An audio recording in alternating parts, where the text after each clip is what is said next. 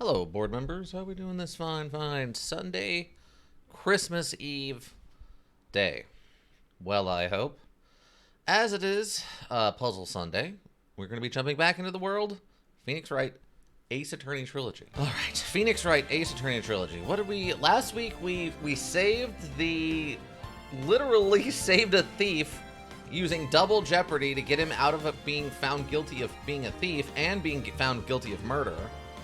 Then we found out that someone was pretending to be Phoenix Wright and got one of our old friends, the Officer Bird, got her convicted of a crime, but because it was a doppelganger, someone pretending to be us, she gets a second trial, thanks to the hard work of Detective Gumshoe.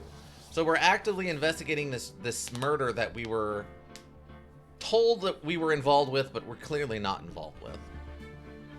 Out in town, a restaurant we tend to enjoy going sometimes. Though Christmas has been a gamble there. Last year was good, so we're hoping for the best. Oh. Gumshoe? Yeah, Detective Gumshoe? He is something. Detective Dick Gumshoe. They really leaned all in with his questioning. Oh yeah, it's the angry old man who's super rich, but also looking for a job. And his nose is a tomato. Maybe an apple of some small variety. I mean, I'm only asking him why he goes to a particular restaurant. Oh wait, is this the wrong one? Wait. 1217. No, this seems like the right one. I'm gonna turn around. Yeah. But yeah, we actually met the doppelganger last week. He looks nothing like us other than he has spiky hair. I have no idea why they thought he was us, but... Okay, I'm asking him why he goes to a particular restaurant. Okay, so I don't think we have the clues for this yet. We were trying to find out a way to tie in the fact that the restaurant that the murder took place in does not carry newspapers. It only carries fashion magazines from France. So, we have to figure out how to tie that all together. And that's kind of what we were working on this last time. Because we're able to get past one of his Psylocks, but the other two, we needed the tie-in for this. And we've been told that he doesn't have newspapers there ever, but for some reason we can't bring that up in like during the conversation. So I don't know, we had to move on. Hello, Maya. Wait, will she tell me something about this actually? Rack full of fashion magazines, and they're all in French. Ugh, all the clothes in these are absolutely atrocious. Some of them have been circled in red. I really hope Mr. Armstrong is not thinking of buying those. Oh, that's right. That's right. We also have Mr. Armstrong, the, Mr. Armstrong, the problematic French chef who owns this restaurant, also may be involved with some illicit crime. To be straight up with you.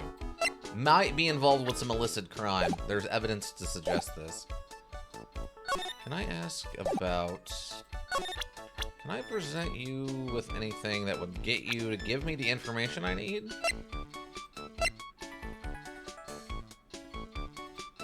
Because we had lunch and it was terrible.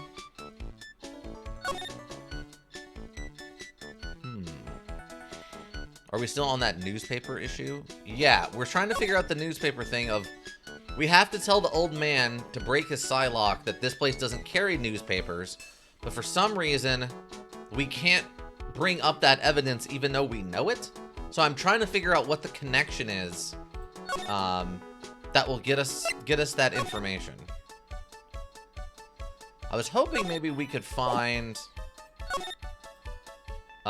the chef, and then ask him about it, but he's not around anymore. I wonder... The other thing we have is we found a mysterious vial. Oh, we can't talk to this. Oh, okay, we're supposed to go here. Okay. Yeah, we have a mysterious vial that we need to get analyzed because it might be poison or whatever. Oh, January 6th, in the Criminal Investigations Department. Hey, you're just in time. What is it, Detective Gumshoe? The lab got back to me about the newspaper you gave me. gumshoe progress. That's sometimes, especially in this chapter. In this particular chapter, it's been a lot of gumshoe pushing the plot forward.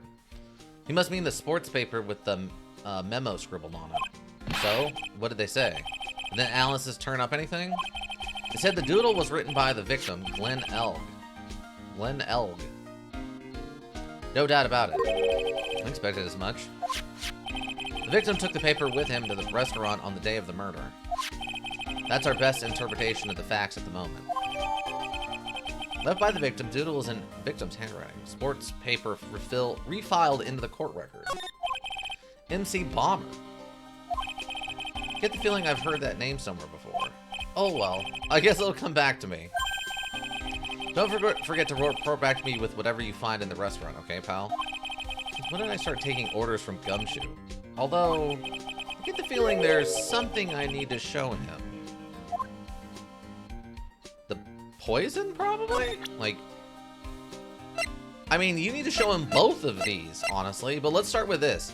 This is the scooter that the fake Phoenix, faux Phoenix, was riding around on, apparently. What do you make of this? Sorry. What? No, I didn't mean to, like... I can't present him... T12, welcome. You gotta be kidding me. We found our doppelganger and he's riding around on this scooter and we can't present this to a cop about the scooter of the person who is illegally stealing our identity. Are you... Why?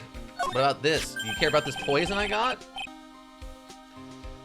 You got one of those aroma bottles too, huh? Only this one doesn't smell. Huh? I don't get you. This was mixed in with all the other aromatherapy bottles, but it's not the same. It doesn't even look the same. Wouldn't you agree? A cologne bottle that doesn't smell, huh? Smells like a skunk to me, pal. But welcome, T12. Hopefully you're having a nice Sunday and happy Christmas Eve or whatever holiday you might partake in this winter. But welcome. Mind letting me borrow that bottle for a while? I want to send it to the lab for analysis. The victim was poisoned, so the contents of this bottle are pretty important. Small bottle given to the detective Gumshoe. I had a hunch there was something funny about that chef. You suspect John Armstrong? I've got that guy's number. I know what his secret is. It must be the same secret Gumshoe was talking about before. I guess I better fill you in on the details. About this Armstrong guy's secret, I mean. Okay. I wish it would just go into it. Why do I have to jump through hoops? So what's Mr. Armstrong's secret? You ever had lunch at Trespien, pal? Yes? So how was it? To put it nicely, it was inedible. Hey, don't worry about being nice around me, pal. You and I both know the reason that place is so empty is because of the food. I mean, the place is clean, and he's got a girl like Maggie as a waitress, so... Yeah, I guess it's probably the food. The real scoop on that guy is he's up into his ears in debt. Really? How much does he owe? This is a copy of his loan contract. He's about $500,000 in the red. Oh my god! What? $500,000? Are we talking about dollars? Yeah, hey, if it was sterling... Wait. Yeah, hey. Hey, if it was sterling, he'd really be in trouble. Sorry, that figure just took me by surprise. Yeah, this case is full of surprises, and I'd be willing to bet that Chef's got something to do with most of them. That's my hunch. John's loan contract added to the court records. John Jett is $500,000. The owner of the loan is Tender Lender? I don't know about that one. I don't know about that one, team. Okay. Did I ask him about this? I wasn't at the trial myself. I asked this one detective if I knew how your defense was. What did he say? He started off by saying, I'm at a complete loss for words. They must have found some quick because he went on about how bad you were for an hour. But he said you sucked so much, it seemed like you were trying to get Maggie found guilty. It looked like I was trying to get Maggie found guilty. Okay. So that just reconfirms that the fake Phoenix was the other guy that Maggie saw at the table that no one else remembers. and was the one who actually poisoned the guy and is trying to get Maggie framed for it. Got it.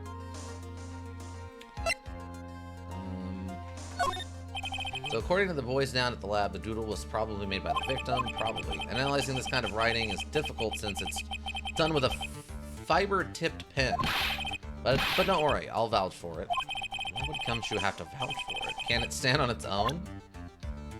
Good to know that there might be actually some, like, leeway there. Okay, let's go... Why do I have to go through the detention center to go back to the restaurant?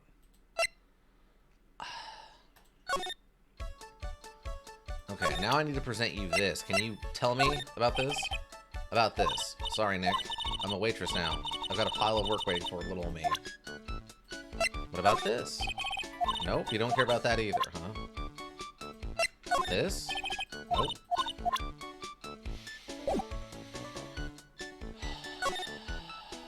Okay, it's fine. It's fine. It's fine. It's fine. Okay, he's not back yet. I was really hoping we could present the newspaper and then she would mention the thing about them not carrying newspapers here at the store. And the detention center didn't have anything for us.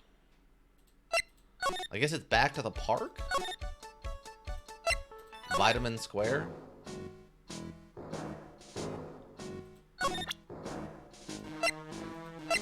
You know anything about this? Excuse me, sir, could I ask you about... Here you go, boy. How does some pigeon feet sound to you? Sports paper. So angry. I mean, his nose probably hurts so bad. Okay, no, he doesn't have anything about any of this. Is there anything else? So they're so busy pecking at the seeds, they don't notice anything else. I think those birds eat with such intense focus. It gives me a mind when she's scarfing down a burger. This is where I found that job listings magazine before. A guy like me carrying around a magazine like that kind of gives the wrong impression. Guess I better give it back to the old man once this investigation's over. I mean, that's weirdly nice of us. I don't see many parks like this anymore. What a great place for kids to play. That old man's the only one here, chucking the seeds at the penguins. At the pigeons. Penguins.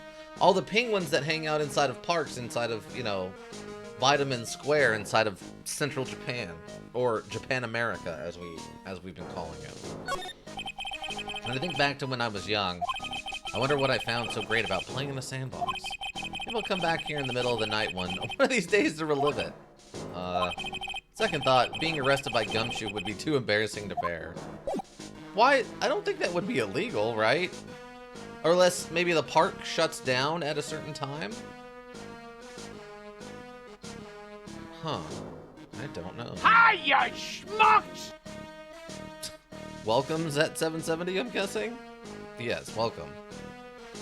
A little Gilbert Godfrey in here? I wonder then... I'm about to make some doodles. I wonder if now that I have this back, I can present to him as the second thing from the newspaper article to like get rid of his bid. But how you doing, Z770? Hopefully you're having a good Sunday afternoon. Also, happy Christmas Eve, or Merry Christmas Eve if you partake. Otherwise, happy holidays. I'm gonna we're gonna try this, we're gonna try this newspaper thing to see if this breaks his, Psylocks. The Psyche locks. Okay, transfer me in. In truth, why are you a regular at a restaurant that you dislike so much? Isn't it obvious people only have one reason to go to restaurants to eat? Eat, is that whole? What do you mean? Think you need to go to the restaurant for food at all? Listen, Brad, how dare you? Prove you got? Anyone else in the world would want to go to that place for its food because the food is terrible. Take that! Pudding, that's the Twin Tea set. But interest me in, it's terrible and expensive. You're wrong, it's cheap. I'm rich. Oh, okay, then it's the job listing. Prove he's not rich because he's actually looking for a job. Take that! your job listing. Where's right? Magazine. Why would a rich retiree be looking for a job? I was, and so what? Looking for a job. I don't go to the restaurant for food. I just go for the Javakino. Javakino. Yeah, I think you mean cappuccino? Anyway, how much does a cappuccino cost there? $8. Better be some golden beans. That's your problem. You think a poor man would be better off drinking dishwater, do you? Is that it? No. No, it's not, but... Anyway, yes, the place has free newspapers to read every day. Newspapers? Exactly. They don't want me hanging around at home, so I go there. Sorry, sir. There are no free papers to read at Tres Bien. Is it this? Take a look at this. What is it? It's a newspaper I found behind the magazine rack at Tres Bien. So, what of it? This was the only paper there, and it's dated more than a month ago. What? You see what I'm getting at here? That restaurant doesn't get newspapers. This is just the one that a customer happened to leave behind. Arg. Oh, we got one more. So that was what we were missing. Tell me, why are you so determined to hide the truth? I'm not hiding anything. I'm gonna have to put this guy out of his misery. Are we gonna execute this old man in a park in broad daylight? He just pulls out the gun from the first module that he used to save Edgeworth. He just pulls it out and like shoots the guy in the face. Like, what are you talking about? Listen, the real reason why you go so much to Tres Bien is, I'm assuming her? Take that! What are you asking me about that girl for? She was the waitress at Tres Bien. Therefore, the answer to the mystery of why an old man would drink expensive coffee at a terrible restaurant is the waitress. Arg! But I don't recognize that face. And you're probably telling the truth here, because you weren't looking at the girl's face, but at her outfit. Gulp. That's the truth, isn't it? You became a regular at the restaurant because of the waitress's uniform. That uniform is all you think about, isn't it? I can't take it. To you, that waitress was your... Enough, please. No more. Stop saying that word. Stop saying waitress. Stop it. Stop it. Stop it. You're gonna pop that nose? Oh, God. That would be unbelievably brutal. Stop the cap. Yeah, we're gonna pop a cap in him, I guess. But yeah, no, if his nose popped, we would die. We would drown. It's gross. Tres Bien regular. Sir? Yes, it's true. I was there for the young girl. Fine. So I'm a dirty, wicked, sinful old devil. No. I didn't mean it like that. You did 100%, Phoenix. I even get one of those lousy cups of Javachino every time. For $8. All because of the serving girl. Punish me. Lock me up. Really, that's not what I'm here for. It'll be the same another 20 years and you'll understand what it's like. You'll know how painful it is to be an old man like me. No, really. Listen, sir. Stop calling me that. I have a name, you know, boy. Show some respect, I'm Victor Kudo. What? Mr. Kudo? Like, kudos all around? Like, you get 2 kudos for, like, bonus points? What? What are they doing with his name? Victor Kudo. Sorry, Mr. Kudo.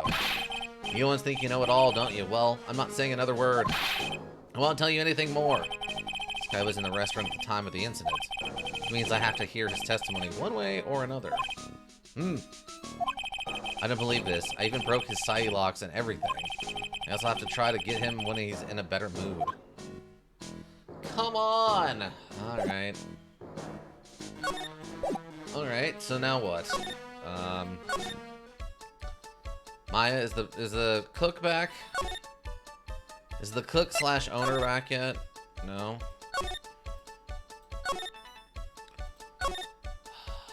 Okay. Nothing there. Criminal Affairs Department? No?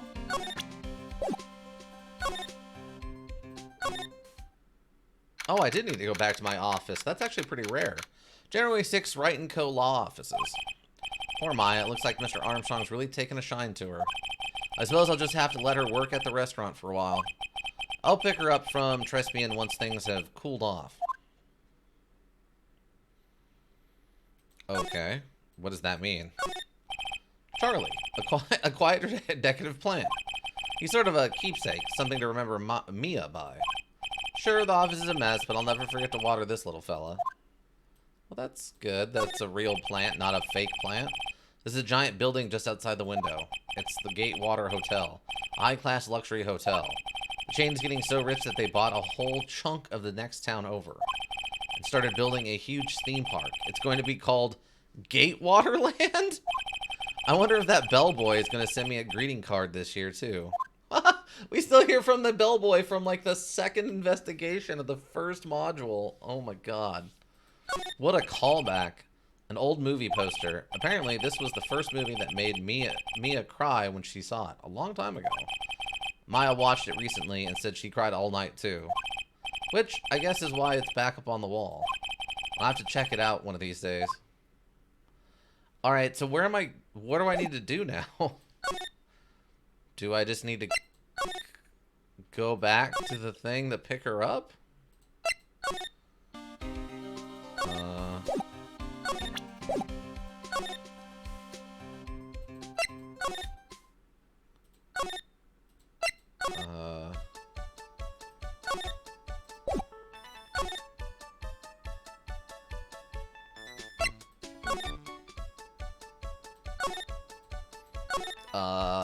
What? Maybe I need to go back to Vitamin Square and the doppelganger's gonna be there? No? It's still this guy. Mr. Crow, please. This is really important. Pigeon. Caw. Aki's really giving me the cold shoulder now. This guy's an important witness. I can't afford to lose his testimony. There must be a way to soften him up. Oh, is that what I'm doing? Huh. Do I need to ask him about Maggie or something? Bruh. Excuse me, sir. Just ask you about this. Sir? Hulk? The Hulk says bruh? Here you go, boy. Here's some pigeon feed. Tell us how to... okay. Oh, I can... Okay. I can bring... He's actually in my list now. I bet if I present him to... her. Oh, it's that old man. Is he still feeding the pigeon? Yeah, he fed me as well. I got a bunch of those seeds in my eyes. Oh, ouch. Hey, Maya. Would you mind coming with me for a while? Huh? Me? Why? There's something I really want to ask that old man. Sure, okay. I'll just get changed. No, hang on. Can you go like that? I guess? We're using Maya as bait to distract the old man. Sure. Sir. You again? Well. I see. Nick, his eyes are burning into me. It's okay. I think it's going to pretty well. Caw? Huh? You're still just a little kid. Run along and play on the slide, alright? But play on the slide? We were so close. Just a little more and he would have spilled. Pigeon. Caw. Can we crack this guy? Excuse me, please, sir. Quiet. Can't you see I'm feeding the pig?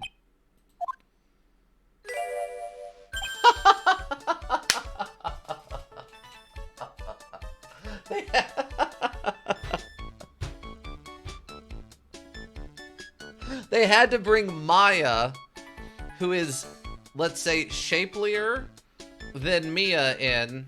Or they had to bring Mia in, who's shapelier than Maya, to fill out the outfit to distract the old man. Oh, God. No. We don't need no Ada-Adas around here. Mia? Well, if you don't mind, sir, I'd really love to talk with you. Yes. Of course, certainly. I'm Victor Kudo. From beyond the grave. Wow. Oh, God. What on earth? I don't know. He's got a fetish for French maids, I'm assuming. But I guess poor Maya wasn't attractive enough, so they had to bring in the ghost of Mia to do it. Alright, what you saw. About the incident. You mean the man who died after drinking the Javakino? It's like he's a different person. It was quite a shock, even for me. He was a strange-looking boy. The girl that took the Javakino order over to him, you see. And was the customer alone? Definitely. He was the only person at the table. Then he took one sip of his Javakino, and they said something like, "Urarg," and then collapsed. Dead. Oh, how terrifying. You're so good at listening, aren't you? I'll tell you anything, whatever you want to know. He certainly seems to be telling the truth now. It looks like Mr. Kudo didn't see this other man either. Tres Bien. Do you like the food at Tres Bien? Well, of course. I'm really quite a sophisticated man. I was a young businessman once, you know. I set up a casino in London. Really? How interesting. Eating the food at that restaurant really takes me back to my days in France. What a lovely story. London's in England, not France. Wow. Okay, I was wondering about that. Oh yes, France is wonderful. I'd love to show you around the city sometime. It's too much. I can't take it. Horny and alone. France. What? Old man is after playing this sound effect. Okay. I was wondering what that sound effect said. Yeah. Definitely both of those things. Yeah. Definitely. I can't take it. I want France. Ha ha ha. Can't believe Mia's laughing at this guy. Sigh. Tres Bien regular? You visit Tres Bien a lot, don't you? Of course. I mean, yes. I'd like to come and see you there. Hee hee hee.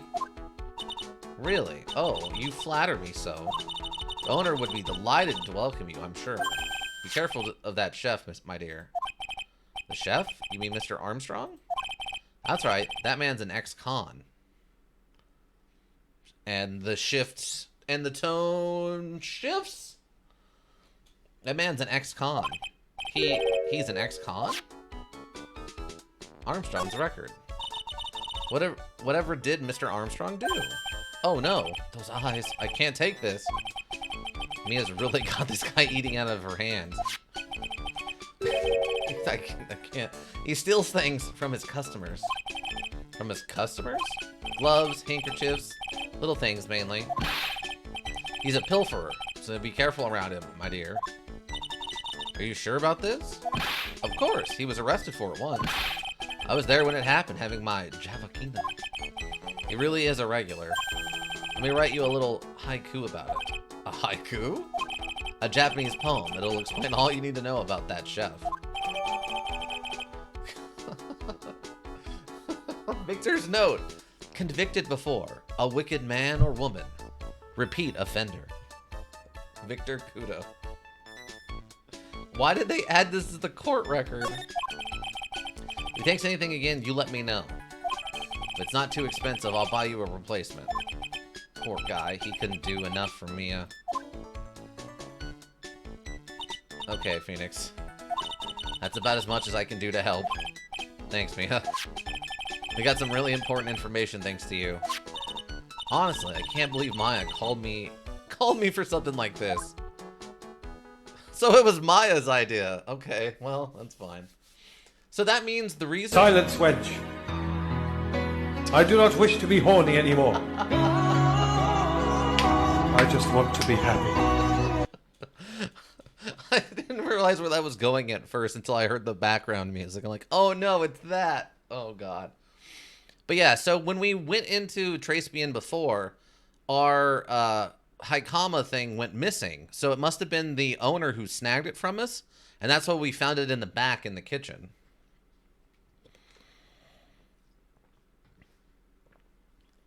Yeah, the first time I saw that video, it was overlaid over, like, Internet Doge as a samurai. And a hot, like, anime lady jumps up and he's like, be gone, wench. And, like, slices her with, like, a katana slash, but, like, a lightning slash thing. Oh, I was dying. I had no idea what was going on in that until it got to the end. Alright, so what does that help us with? He also believes there's only one person there. January 6th, Trace Bien. I guess it's about time to wrap up today's investigation. Had enough being a waitress? Yeah, plus no one came to the restaurant. Ooh la la, Mademoiselle Maya. Non, can you leave me like this? I don't know who's still here, but this is problematic, right? I think Ika, when he was here last, he also suggested, like, this was problematic. This is a little problematic, right? There's a little weirdness going on. He's a kleptomaniac, French-loving, no sleeve-wearing, but also muscular, effeminate chef slash business owner. I'm sorry. That reminds me. Mr. Armstrong had a psyche lock on. Or 3, didn't he? Going to have to break those. Oh, why? What's this? Oh, God. Mr. Armstrong, I hope you won't mind, but I'd like to have another word with you. You ugly. I mean, at least that one's straight to the point. You're just... Oh, it's you are gay. I thought it said you are ugly. I mean, he seems to actually like women, so I think he's just supposed to be effeminate. I don't think he's actually gay. Volunteers, of course. What are we talking about? Oh, Maggie's motivation. Maggie took the coffee over to the victim. Anything happen? Monsieur, I cannot... Maggie wouldn't just have put poison in the coffee of some guy she didn't even know. If she's really guilty, there must have been something between her and the victim.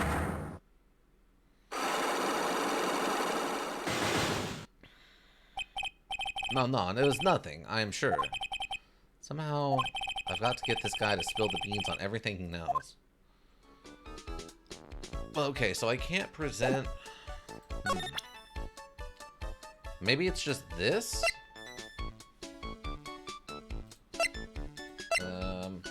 Well, let's call him out. Let's start with this and see where this goes. I found this newspaper, the sports paper in the magazine rack here. One of my customers must have left it behind. Do you have any idea which customer it was? The only ideas I've met is that I saved for my kitchen. Right. Do you know anything about this? Pardon.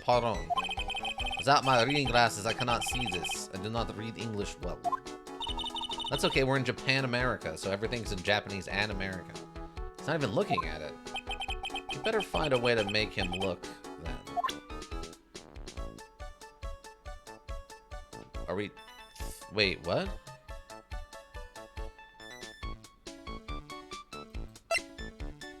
Okay, do you know about this? Okay, fine. Okay. Let me try this on him and see what happens. Okay. Oh, he's starting to cry. Okay, that's not what I expected. Maggie's motive. What is happening? I do not like this horrible feeling. I have to know the truth. What happened that day? Allures. I will confess everything. Just don't hurt me. Oh, huh? Well, that was a new world record. It was a lottery ticket. A lottery ticket? The man who died there had a lottery ticket. Or $500,000. $500,000? Oi, but after the incident, this ticket... It disappeared.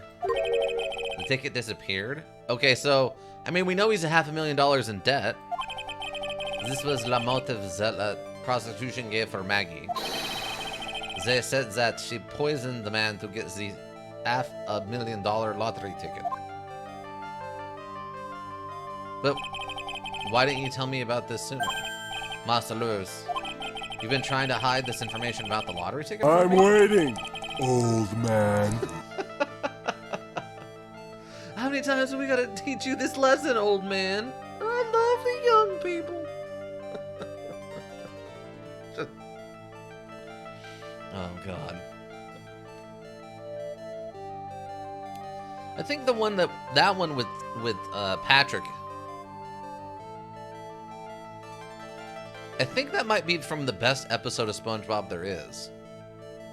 The highest, like the best SpongeBob episode. That might be from that one. I don't remember now though. The best episode, in my opinion, is Band Geeks.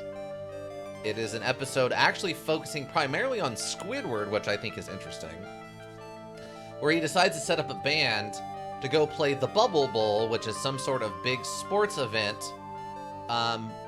in an attempt to throw his success in his primary competition, what's his name? Squidly Fancy Sons? I think is the other guy's name. And it's just the best episode. It's super funny from beginning to end. You see everyone in the town, all the random people. There's tons of weird music jokes and band humor jokes. The actual Bubble Bowl itself is cool. There's actually an honest-to-God like musical number at the end that's actually really, really good and full of references. Just the whole episode is fantastic from top to bottom. If you look up best 3 episodes, it's almost all... I don't think I've ever found a list that Band Geeks is not in the top 3 of best episodes of all time on a list. Usually the other 2 are preferences of the person who made the list. But they will agree that Band Geeks is one of the best episodes of SpongeBob ever. And I don't want to know the reason why. No, monsieur, you doubt me? But I have confessed to you everything I know. Mr. Armstrong, the $500,000 lottery ticket. I think I know who took it. I think the winning ticket was stolen by this person. Him, obviously.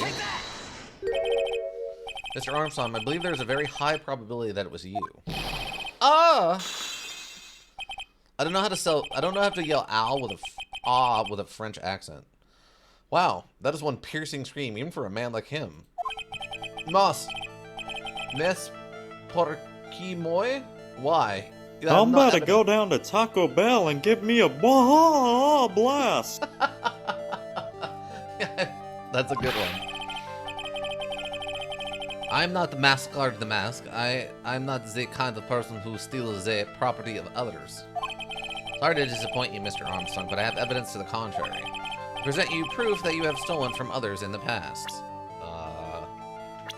I'm assuming it's this. Take that! What is this? A poem? Oh, monsieur, you know me so well. I adore poems. Please read it. I put some feeling into it. Convicted before, a wicked man or woman, repeat offender. Sorry to have to bring it up, Mr. Armstrong, but you have been arrested for stealing from your customers before, haven't you? Monde, le maison, wait, mensouche. You are the liar. You deny it? Do not make la false accusations. Seul vos palate. So you don't have any, so do you have any proof? I want to see la incontrovertible proof that I have ever stolen from one of my customers. Oh. Oh, it's this thing, right? Because he stole it from us. It seems old habits die hard, Mr. Armstrong. What is that? This is my magatama. And I found it in your kitchen. No! Wow, that scream just about broke some windows. Oi. Oi. I have a weakness for la trinkets and la figurines. My hand just slips out. I cannot stop it. You've stolen handkerchiefs, gloves, and other things from your customers, right? Boy, this is la truth. I'm just a timid little girl inside, monsieur. A timid little girl. Okay, I don't... Nope, nope, nope, nope. Let's move on. Besides, this time it was not a small trinket. Kill confirmed. What?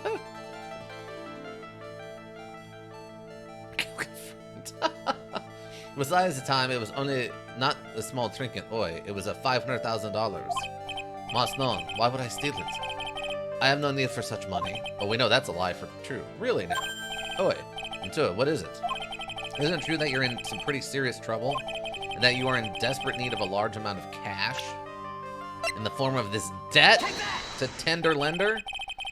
This restaurant isn't deep in the red, isn't it? Oi. You have a loan to the tune of $500,000. That lottery ticket would have wiped out your debts. No. Well, Mr. Armstrong, what do you have to say for yourself now?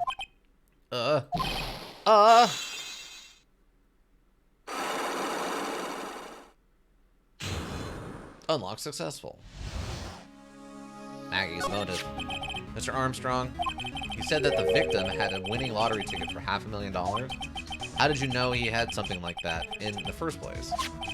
The man, he was listening to la radio with his earpiece. I had to really think about that one. Maggie said something about that too. The winning number was announced on the news, I think. All of a sudden, he exploded. Yes, $500,000. He shouted. And the ticket? Oi, he had all of his tickets spread out on la table. God, that is so weird to say with... Ugh. I was so desperately in need of money, so I put the poison in his coffee? No. Oh, no, you naughty man. I simply helped myself to one his tickets. What? La victim collapsed and Maggie passed out. I thought to myself, ¿por qué paz? Add so many of them. Yeah, but only one of them was the winning ticket. Basically gave him a attack drug? No. Bruh. Automod. Well, I mean, that's a pretty messed up word. I'm denying that one. But no, he didn't give him like a sex assault drug. He didn't poison him at all, I don't think. I think he just took advantage of the situation of this guy being dead and Maggie being passed out to steal from him. Yeah, but only one of them was the winning ticket, right? How could you do that, Mr. Armstrong? Maggie was arrested because of you. No, this is not true.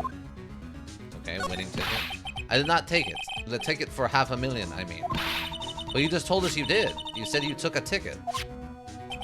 Must known. Me file. It was not... That's enough. Huh?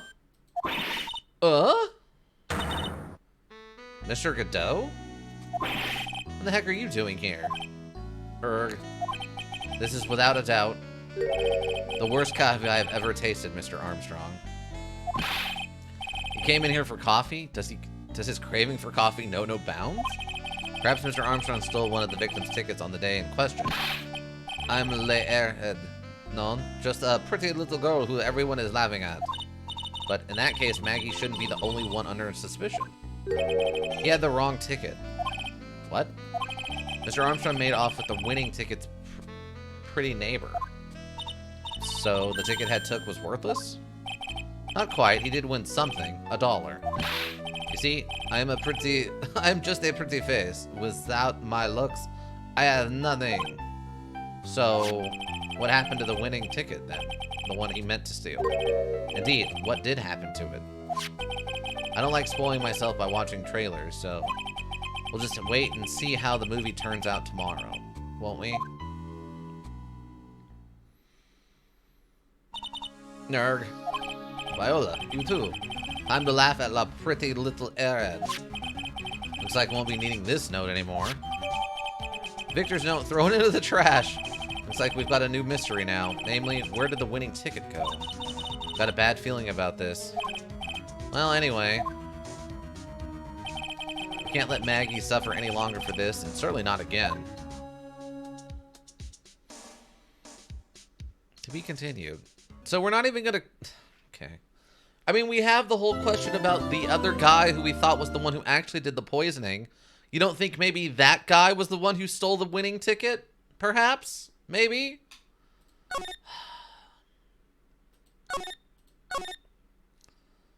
Just a little chance, maybe? Just a small little chance? January 7th, 1948. 9:48 a.m. District Court, Defendant Lobby number 1. I swear I haven't started drinking that wine yet, but I'm having a hard time with this one, team. Oh, I see. I guess I should have expected this. Nobody saw the other guy, huh? He was there when I took the coffee over, sir. Scout's honor. Maggie. Ah, Detective Gumshoe? Are you doing all right? How are you feeling? As if you need to ask either question, sir. Don't let him get you down, Maggie, and don't forget to eat well, okay? Roger. And you. Yes? You better square this case away. Got it, pal? Maggie's innocent, you hear? If you mess up, then I'll be doing some squaring away myself. Squaring away some paperwork for your arrest. I think he's serious. Hey, detective, you're on our side for once, right? Yep. Find the contradictions, believe in the truth. Next episode, I'll the bed again. Take that!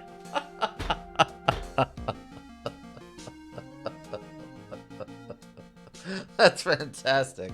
Yeah, basically that's how this keeps going. Oh, that's so good. I was reading some comments people were talking about. Apparently the way, I guess the way this works out is that this is how they actually kind of do things in Japan. It's obviously turned up to like 12 in ridiculousness. But they actually use a very different system for their court style. Apparently they use an inquisitor style, which is a lot more accusatory and stuff. And apparently they do have an extremely high conviction rate over there. Because they don't, their aim isn't to find like, what's the best way to describe it? They aren't as worried about like not arresting the innocent person. They're more worried about like getting the conviction, I guess. It's really strange. But I've heard that reading through some of the comments on various videos about this module in particular versus like American law, a lot of people were talking about like how this is modeled after Japanese court systems, but is just hyper inflated on like how ridiculous it is. So apparently there is a small little salt grain of truth to this whole thing. Very tiny bit. So you'll be able to help Maggie out, right? Really, can you, sir? Of course. I've got the situation under control. I'm gonna be the first witness on the stand today. Something I say doesn't mesh with the facts, make sure you point it out, alright? Sure? Okay, we're forming a united front today, pal. You got me? I can't tell you how grateful I am, sir. I've always admired you so much, detective. I know I can count on you. Looks like it should go all pretty smoothly today, huh? I can only wish. So we do need to find out what happened to this ticket. Again, I think my doppelganger would have it. I don't understand why we're not talking more about the doppelganger thing. It's like Phoenix Wright just completely forgot that there was a doppelganger. Alrighty then. That is a very turned up to 11 Ace Ventura. January 7th, 10 a.m., District Court, courtroom number 4.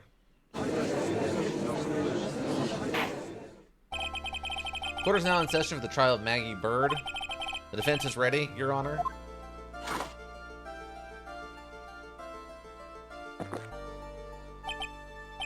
Ah, bitter. Mr. Wright? Yes, Your Honor? Ah. What's wrong? Nothing. It's just whenever I addressed you in the previous trial, your response was, "You're talking to me?" It was a little, well, intimidating. No. That wasn't me. That was the phony Phoenix. I see. So our trusty Phoenix Wright is back with us now, is he? Our trusty... So, Mr. Godot, your opening statement... Tell the whole truth and nothing but the truth, so help you God. Yes, you are ugly. Thank you, Stephen Wright. No relation to Phoenix Wright, I don't believe. Stephen Wright was a legendary... Well, he might... I think he's still alive. He's a legendary stand-up comedian who only does... non-offensive jokes. All the jokes he makes, there's no cussing, there's no, like, meanness in them. They're all, like, completely safe for work jokes. Apparently he did it the first time as a challenge, and it just kind of became his thing, from what I understand, so. But yeah, very funny stuff, though. If you like abstract humor a little bit, he has some very random things out there. Like, a great example is, I once spilled spot remover in my dog, and my dog disappeared. Like, that's one of his more infamous, like, one-liner jokes. Yeah, so Phoenix, Stephen Wright, interesting comedian. So, Mr. Godot, your opening statement, please. Mr. Trite. Whether you're a fake or the real deal, we will find out soon enough through this trial today. But I can already tell you, I'm the real Phoenix Wright. I wasn't questioning whether you were Phoenix Wright or not. I was questioning whether you had studied law or not. That's what I intend to find out. There's no denying it. Behind that mask is a man who really hates me for some reason or another.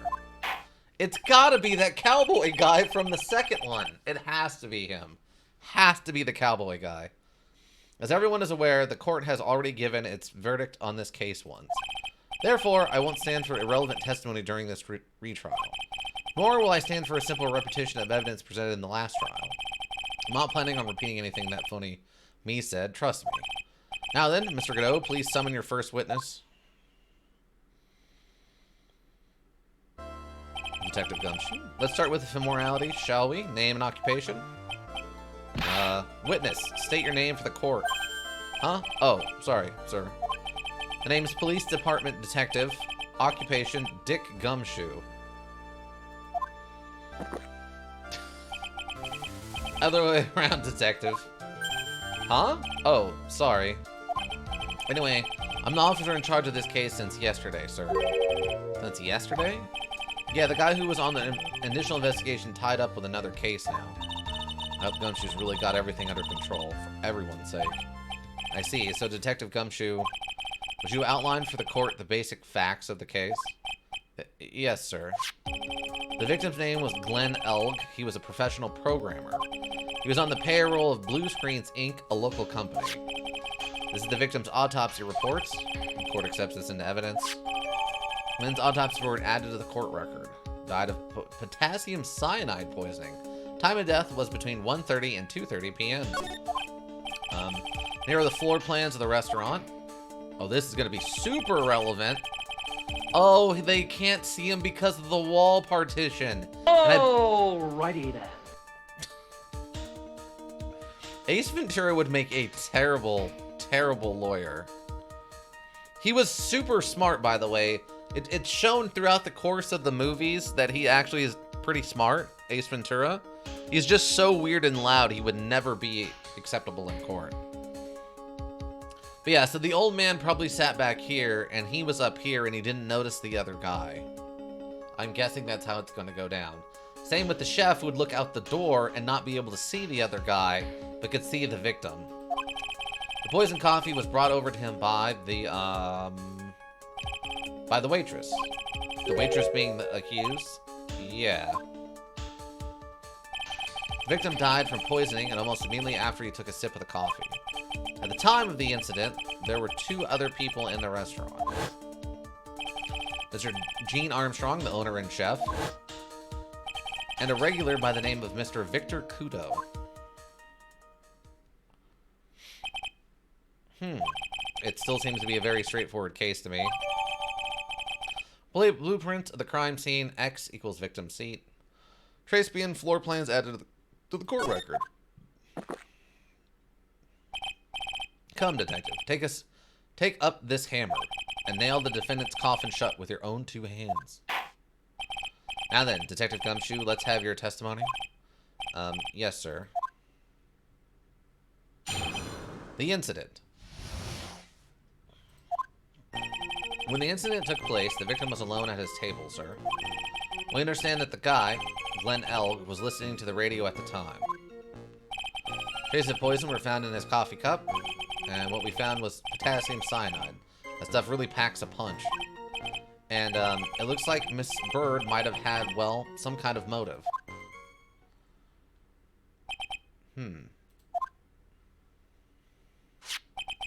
Using the dark, aromatic depths of coffee to conceal the poison. Classy lady. Facts of this case seem to be ironclad. Mr. Wright, I would ask you to begin your cross-examination, but... Yes? Please, no intimidation tricks this time around. Is that understood? I already told you, that wasn't me.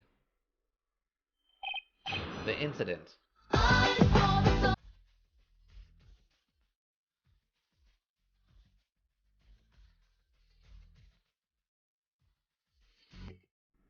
See, that's going to get copyright struck because that's like the actual song. There's no reason for me to talk over it because that's just going to be audioed out when I put this over on the YouTubes. But yeah, we saw a sign. It opened up my eyes. We saw a sign. Yeah. 100% guaranteed. That actually happened when you played Bad to the Bone. Bad to the Bone, that little like 15-second clip, it got copyright struck when I uploaded it. All right, forgot that. It's fine. It's not a big deal. As long as you're not playing it over like important audio, which luckily there isn't any in this, it's not a big deal. The incident. When the incident took place, the victim was alone at his table, sir. Can I stop you for just a minute? Huh? What is it? Did I say something that contradicts the evidence? He's so desperate for that to be true, he's practically crying. The testimony just now doesn't match the testimony given by Miss Bird. It claims that there was another man at the victim's table. Yeah, that's what she said. And what killer wouldn't say that when faced with a homicide conviction? Hey. Sadly, her testimony isn't supported by the owner or the other customer. Isn't that right, Detective Gumshoe? Yeah, it's true. Their two testimonies tie up on that. They both said that there was no other guy at the table. What should I do? Should I press on this point a little harder or not? Press it. Why not? Let's see what happens. Maybe the other witness just missed him. Perhaps the review of the victim's table was obscured in some way. Ha! That argument is weak as the coffee at Tres Bien, trite. Huh? I have here in my possession a ticket. A ticket? Looks more like a photo to me. Yes, a one-way ticket to Guiltyville. Population, the defendant. This is a photograph taken from near the entrance to the kitchen. This is the scene as witnessed by the chef moments after the poisoning took place, correct? I think the court will agree that with such a clear view of the scene of the crime, how Mr. Trite could anyone have overlooked a second person at the table? Wait. It certainly seems to show the victim's table extremely clearly. Crime photo added to the court record. We understand that the guy, Glenn Eric, was listening to the radio at the time. Hold on, let me see this video, or this photo.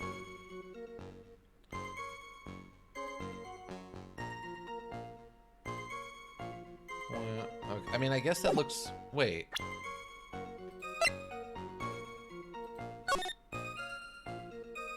Well, I guess that... Oh no, I guess that's right.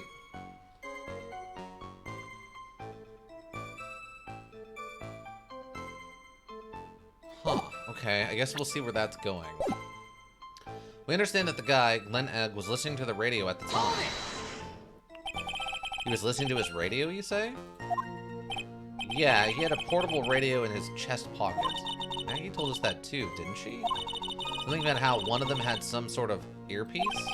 What should I do? Should I press on this point a little harder or not? Yeah, press harder on this one. And what was in that victim was listening to on the radio, Detective Gumshoe? Huh? How should I know? Thanks a lot. We're now one step closer to the middle of nowhere. This isn't going very well, is it? Detective, could you perhaps tell us about the poison and how it was used? Traces of poison were found in his coffee cup. So, traces of poison were found in the coffee cup and nowhere else? Not sure I get you, pal. Was the poison... What a shame. What? Or was it a powder? I mean, who wastes good coffee? If I had to put them in layman's terms, I'd say it was a powdery substance. So the poison could have been in anything that was on the table. Sugar, salt, pepper. Objection! Ha. Do you put salt and pepper in your coffee, Trite? The victim took his coffee black with no sugar. Seems that the poison could only have been in the coffee. What should I do? Should I press on this point a little harder or not? I'm gonna leave it for now. Maybe we'll circle back around. No, I should leave it alone. I've got a bad feeling about where this is going. If you got a bad feeling about this, then maybe you should leave it alone. No one's had a bad feeling that I was about to have a bad feeling. It was really bad. On advice from my attorney, I ain't gonna answer that. Exactly. Maybe I should move on to another part of his testimony. What is happening? The wire. Oh, God. And what we found was potassium cyanide. That stuff really packs a punch.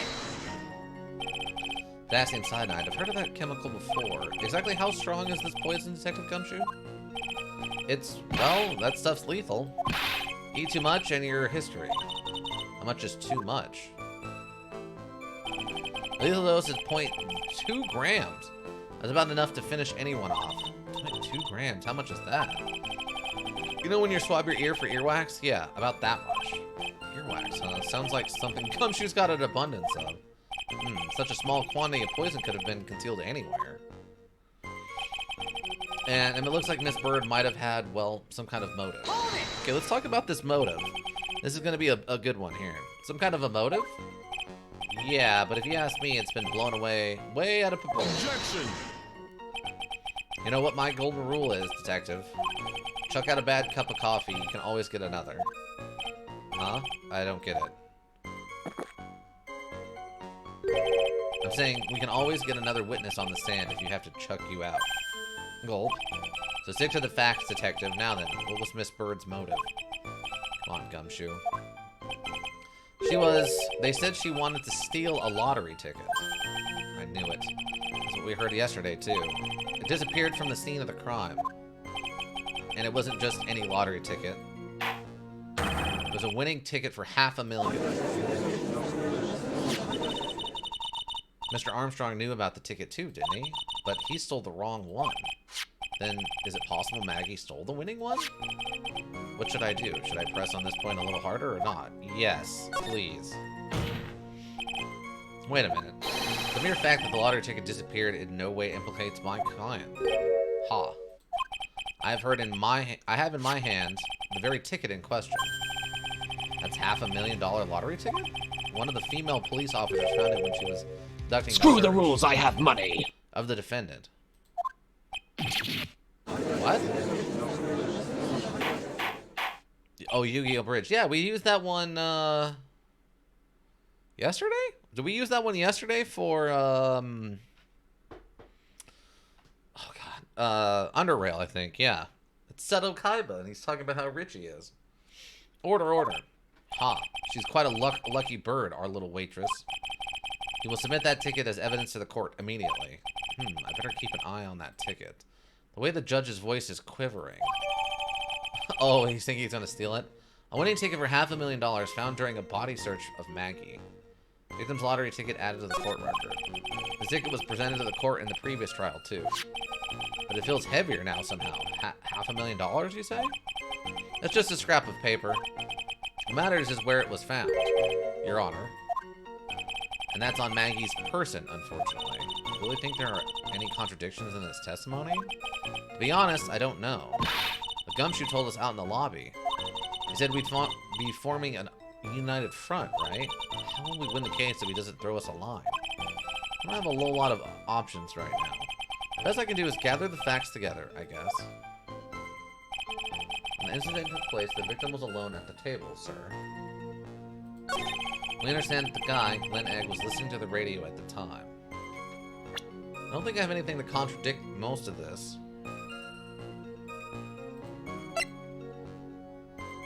Wooden ticket found $500,000 found during a body search of Maggie. Note taken at the scene of the crime near the kitchen.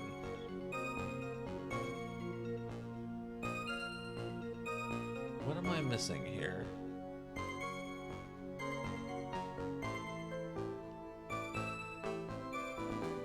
What am I missing?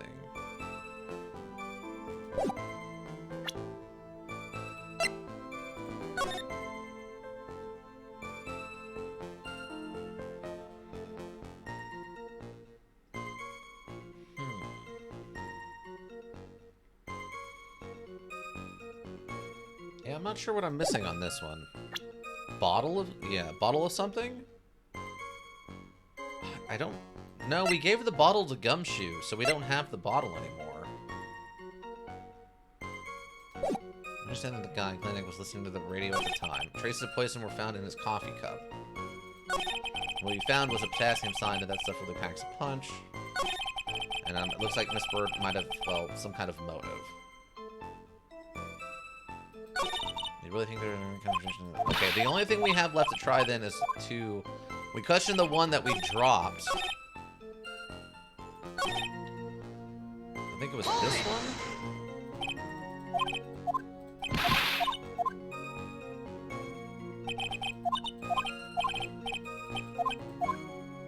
No, not that one. Okay, so it must be the third one. 1, 2. Okay, this one, I think. Okay. And poison could have been in anything that was so. Okay. Food? It might be the food, but he didn't eat any food while he was there. He only drank coffee. I'm peppering your coffee, try it. Poison could have been an offie. What should I do? Okay, let's press harder and see where this goes. Are we certain that the victim didn't even drank any of this coffee? Huh? What do you mean? According to this file, the poison was found in the victim's coffee cup. But what proof is there that the victim ever drank any of it? Oh, hey, you're right. That's what I was thinking. In case you were wondering, that last objection was for the detective there. Huh? For me? Oh, hey, you're right. You might be fooling the court, but I'm not falling for it. If you have the time to waste, you have the time to present that piece of evidence. That piece, sir? Yes, that piece. What piece was it again?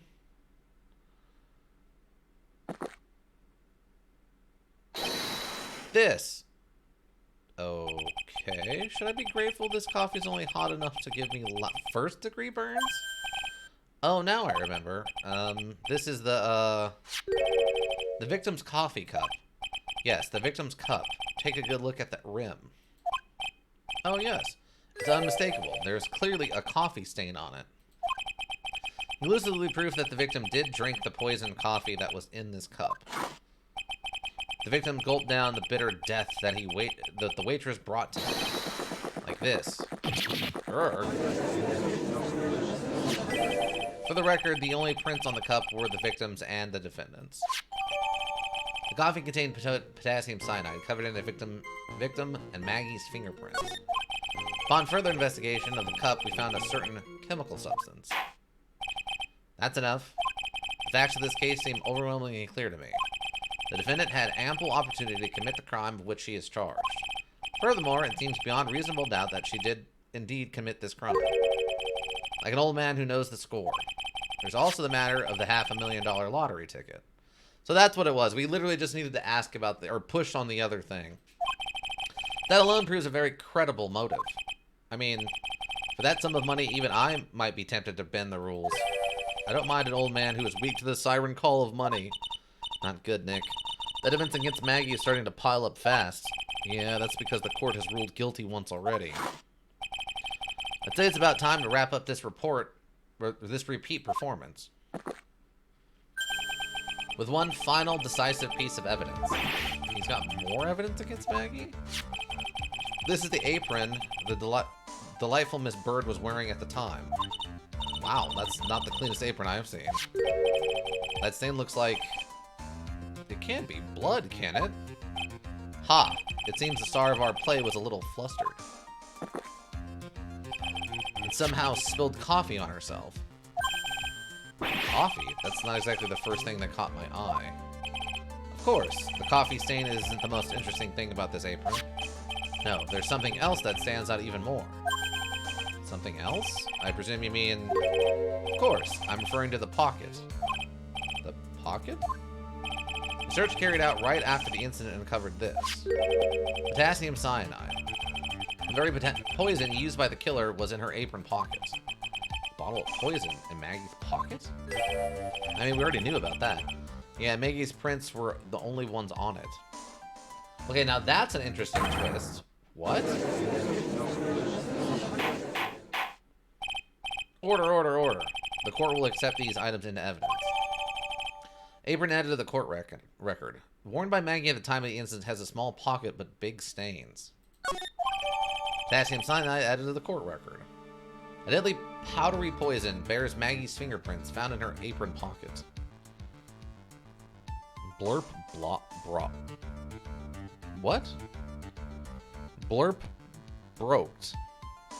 Oh, is the blurp not working? Wait, what? Hold on.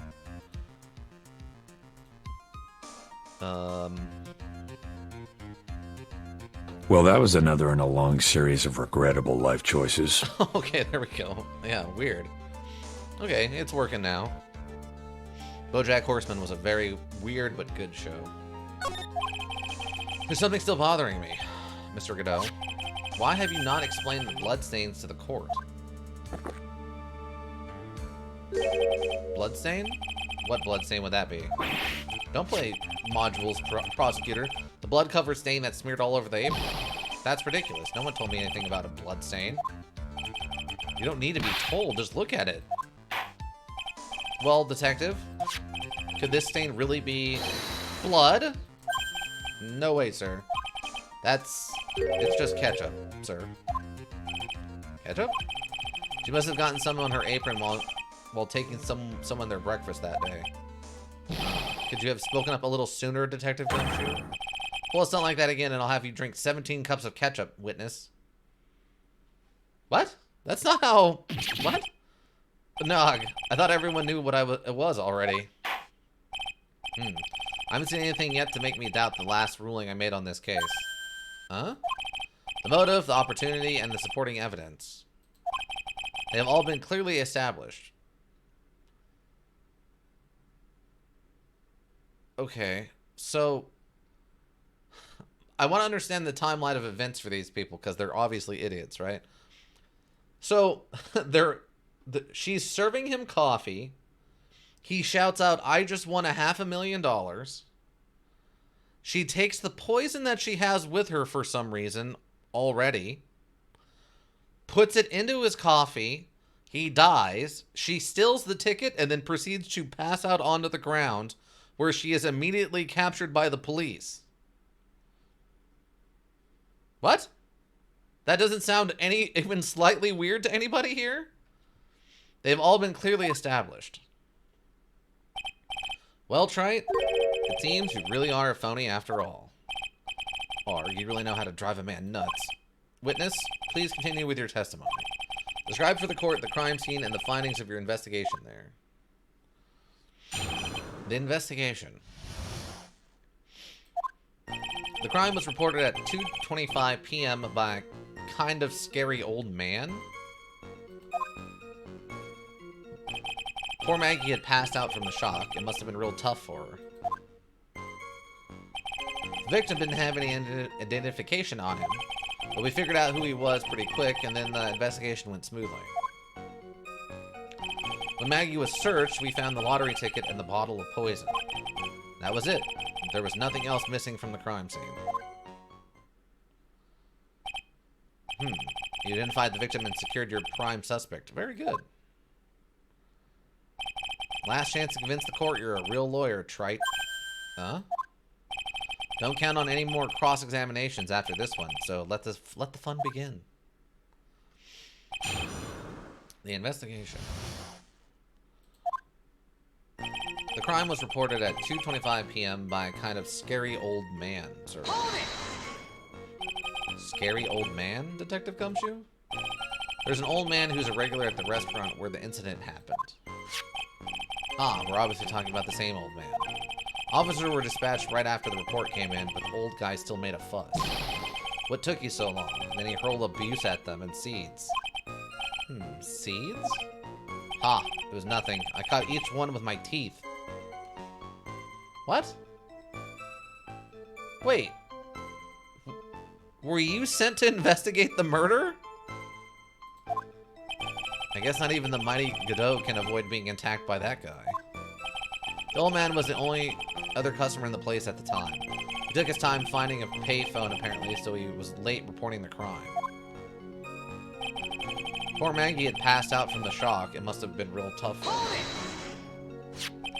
How long was the defendant unconscious for? The officers got to the crime scene at around 2:40. Maggie was still out cold in the kitchen at the time. Wait, in the kitchen? Maggie was still out cold in the kitchen at the time. It took another 10 minutes or so before she came to. I would have liked to have been on the scene myself. I bet you would have liked to have carried out the research too. Wow, okay, a little shots fired. I would have loved to see Maggie asleep like that, all pretty and peaceful. You're a professional detective, Gumshoe, not a professional bird watcher. That actually makes more sense in England than it does here, actually. Save the romantics for your own time, detective. All I need to know about is the investigation. Oops, I guess I'm pretty red right now, aren't I? The victim didn't have any identification on him. He didn't have any? Are you saying that it was stolen then? No, I don't think so. The victim didn't have a driver's license, even a credit card on him, pal. All he had was 58 cents in his wallet. 58 cents? Yeah, I can't believe I found someone with less in their wallet than me, pal. This one sounds like he was a thoroughly miserable young man. Or some kind of outlaw. Why not give him a bit of an edge? I'm onto something here. But we figured out who he was pretty quick, and then the investigation went smooth. Oh, sir, I don't like it. Yeah, I agree. I don't like it. Because if he only had 58 cents on him, how was he planning on paying for the coffee? Because he bought an $8 cappuccino. That's weird, right? Like, there's no reason he should have been in there with 58 cents buying an $8 cappuccino. Wait a second. Huh? Did I say something dumb again? Let me paraphrase what you just testified to this court. The victim didn't have any form of ID on him. That's basically what you said, yes? Yeah, basically. In that case, how were you able to identify the victim so quickly? Oh, that.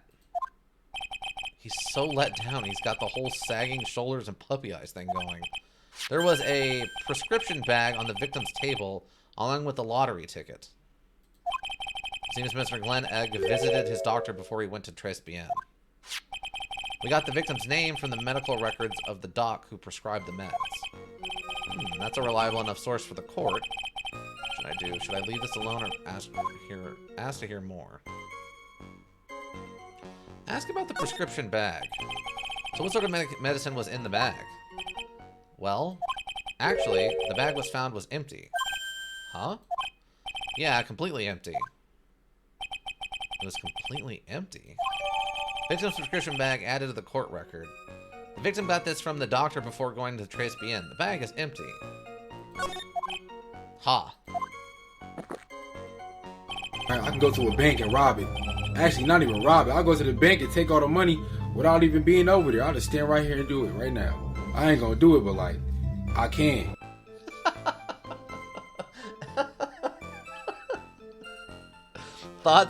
Weird thoughts you have while you're high for 600, Alex? Like what? Expert bank robber, exactly.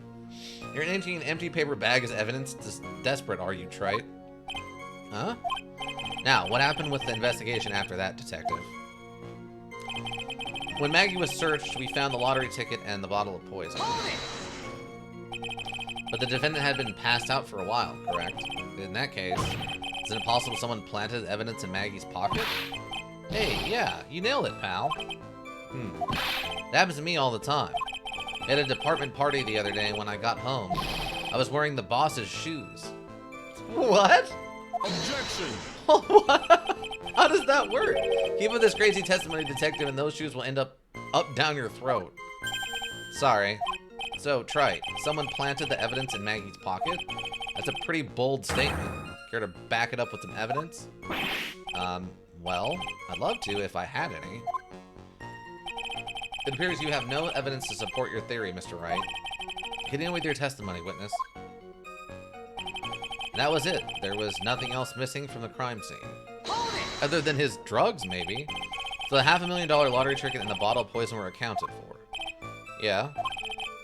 Interesting. It's true that those two items are accounted for, but wasn't there another lottery ticket that was stolen that day? Oh, yeah, the one the restaurant owner took. He won a whole $1 with it. What a lucky guy, huh? And they're just going to let him get away with it. It was just $1, detective. I guess no one cares when it's that little, except for Gumshoe. If I don't find a hole in this testimony, the judge is going to hand down his verdict. Gumshoe isn't giving us anything to work with. can't find any contradictions if he doesn't give us something. Yeah, that's true. But Maggie and Gumshoe are like Dumb and Dumber. Our only hope is that they were so dumb they missed something obvious. Come on, Gumshoe, be the dumbest you've ever been. What? The crime was reported at 2:25 p.m. by a kind of scary old man.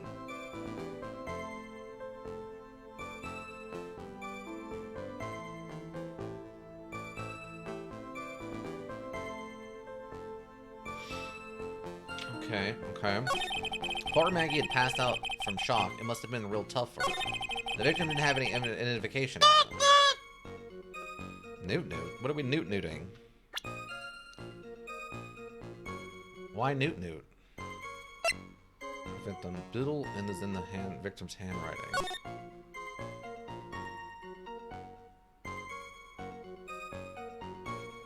Uh-huh. 100,000. No, 500,000. Bomb?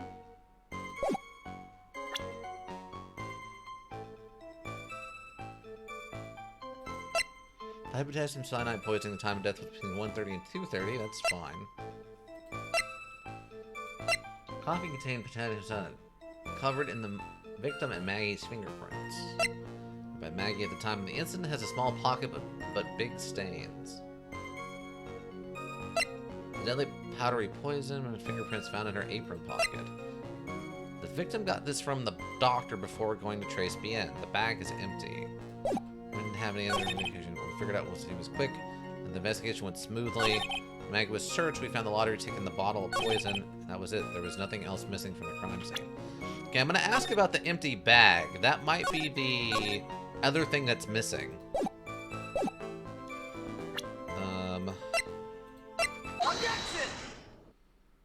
Detective Gumshoe, I think I should point something out to you. There's just one small contradiction in your testimony. Oh, finally? I'm getting all anxious just waiting, so hurry up, will you? You testified that nothing else was missing from the crime scene. However, the prescription bag you mentioned was empty. Did the officers recover the medicine from the scene of the crime later? Of randomness? Oh, it's a newt-newt of randomness. That's fair. That's fair. I've seen some random newt-newts. No, they didn't. The victim was given a prescription right before going to Trace BN. Where then did the medication disappear to? You are too something? Indeed. Due consideration wasn't given to the victim's prescription in the previous trial. Witness, why do you always overlook such vital pieces of evidence? I guess that's the most careless thing I've done so far, huh? The victim was killed by poison, and the victim's medicine mysteriously disappeared? The victim's own prescription could have been the lethal poison itself. Okay, that doesn't make a lot of sense. I wouldn't say that. Order. Well, Mr. Godot, what do you have to say to that? Ha. That's all? What? Read for the court the name of the clinic of the prescription bag, if you will. What's the clinic's name got to do with anything? New Ear Otological Clinic? Otolaryngological?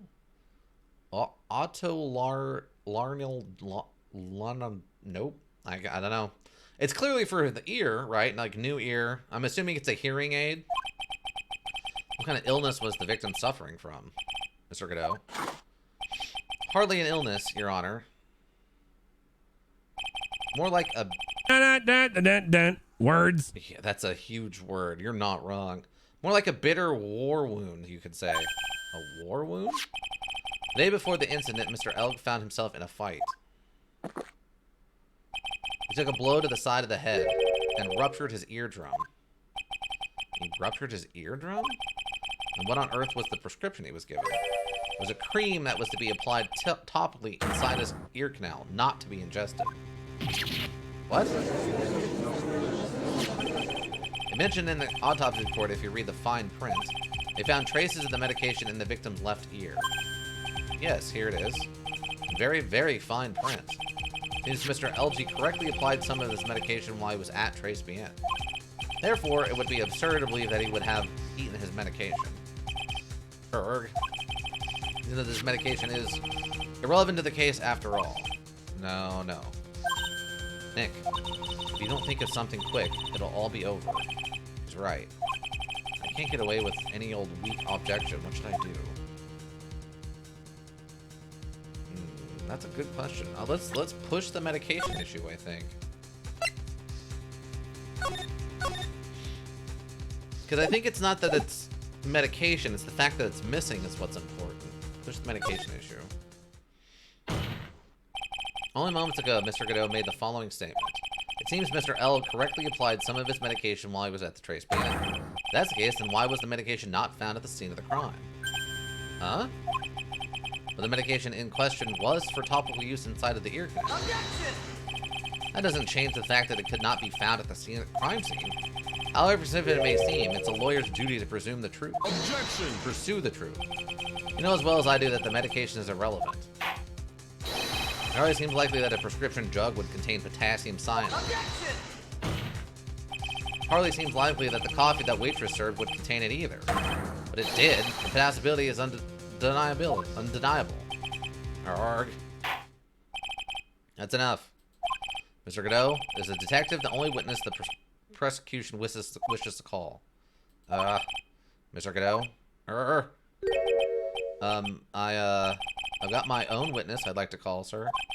It's the old man who was there in the restaurant on the day of the murder. Mr. Kudo, the pigeon hater? Very well. I love he's a pigeon hater. The matter of the disappearing medication seems a little more than trivial at best.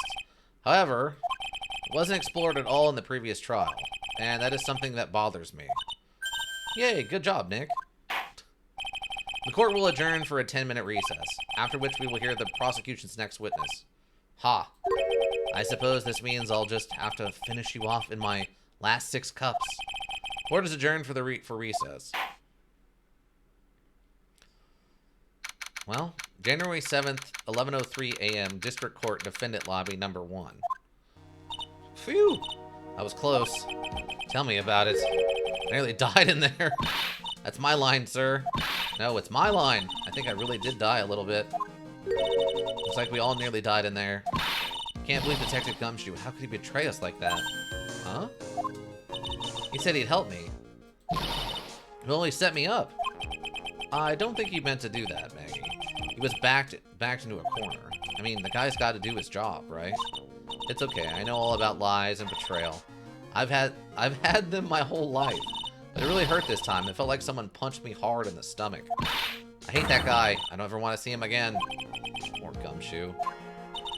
The next witness is going to be that old guy from the park, right? Yeah, Mr. Kudo. Lover waitress outfits. Oh, it's rat time, baby. Rat time? Play a rat time? What? I wonder what that's from. Yeah, Mr. Kudo, lover waitress outfits and projectile seeds. He's gonna be really stubborn. I mean, he's pretty set in his ways, you know. Yeah, he's a big old grouch. Are you going to be able to handle him, Nick? Yeah, I can take whatever he can throw at me, even those never-ending bird seeds.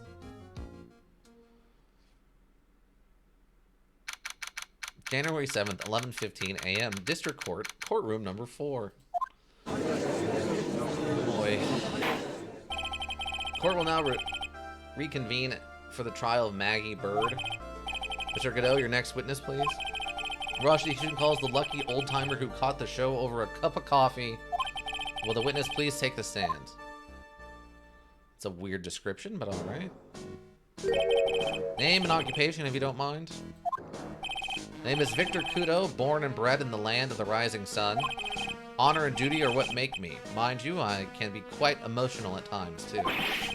You don't need to hear about that, Mr. Kudo. Just tell us the court your occupation. My occupation? Cop, listen, youngin. How much call do you think there is for kimono embroidery here? Kimono embroidery? That's what I do, or did, back in Japan. I embroidered family crests on kimonos. My ancestors were embroidering kimonos before this country even existed. Wow, a real craftsman. They're a dying breed. Hey, maybe you could embroider my costume sometime. Anyway, like I said, there's not much demand for that kind of thing here. I'm curious on how they set that up in the Japanese version. Because I wonder if the Japanese version is not set in Japan, or if they changed what this guy's job was to imply like he doesn't have work anymore. Like maybe Komodo embroidering isn't popular enough to make a living at it anymore over in Japan or something. So I had to take a job working the cash register at a burger joint, pretending to smile. That burger joint would have been better off putting him in the kitchen. Now then, witness, were you in the restaurant at the time of the incident? Oh yes, I was eating some seeds over a cup of Javasino. Seeds? What do you think these are? I see. So you saw everything that happened, Gramps. Did I? Oh yes. Oh yes, I did. I saw it all.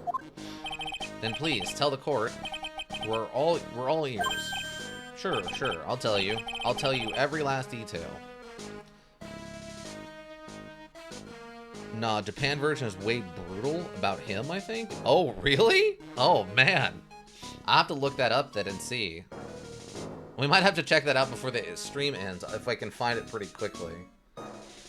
I wonder what they're gonna do with him then. I mean, the nose thing makes me, and his like weird cheeks being red make me imply he's a drunk or something. But they might not be able to do that in like America because that might be considered too risque for like Nintendo, maybe? I don't know. That's weird. Tell you every last detail. He's really getting into this. What I witnessed. The young man was reading the sports paper. The serving girl brought him a Javasino and put something in it.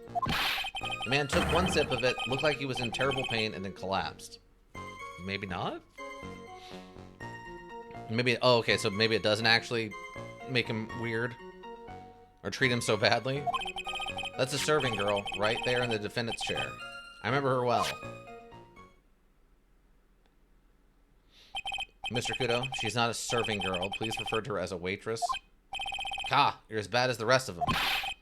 All these newfangled words, what's wrong with old-fashioned ones, Newfangled. All this talk of radios and glasses, it's wireless and spectacles, I tell you. Excuse me? Listen to me, everyone. Don't forget the old values. Don't let the good old days slip away. Well, I think it's time to begin the cross-examination, Mr. Wright. Yes, Your Honor. What I witnessed. The young man was reading the sports paper. So you saw the victim then? You saw Mr. Glenn Elg?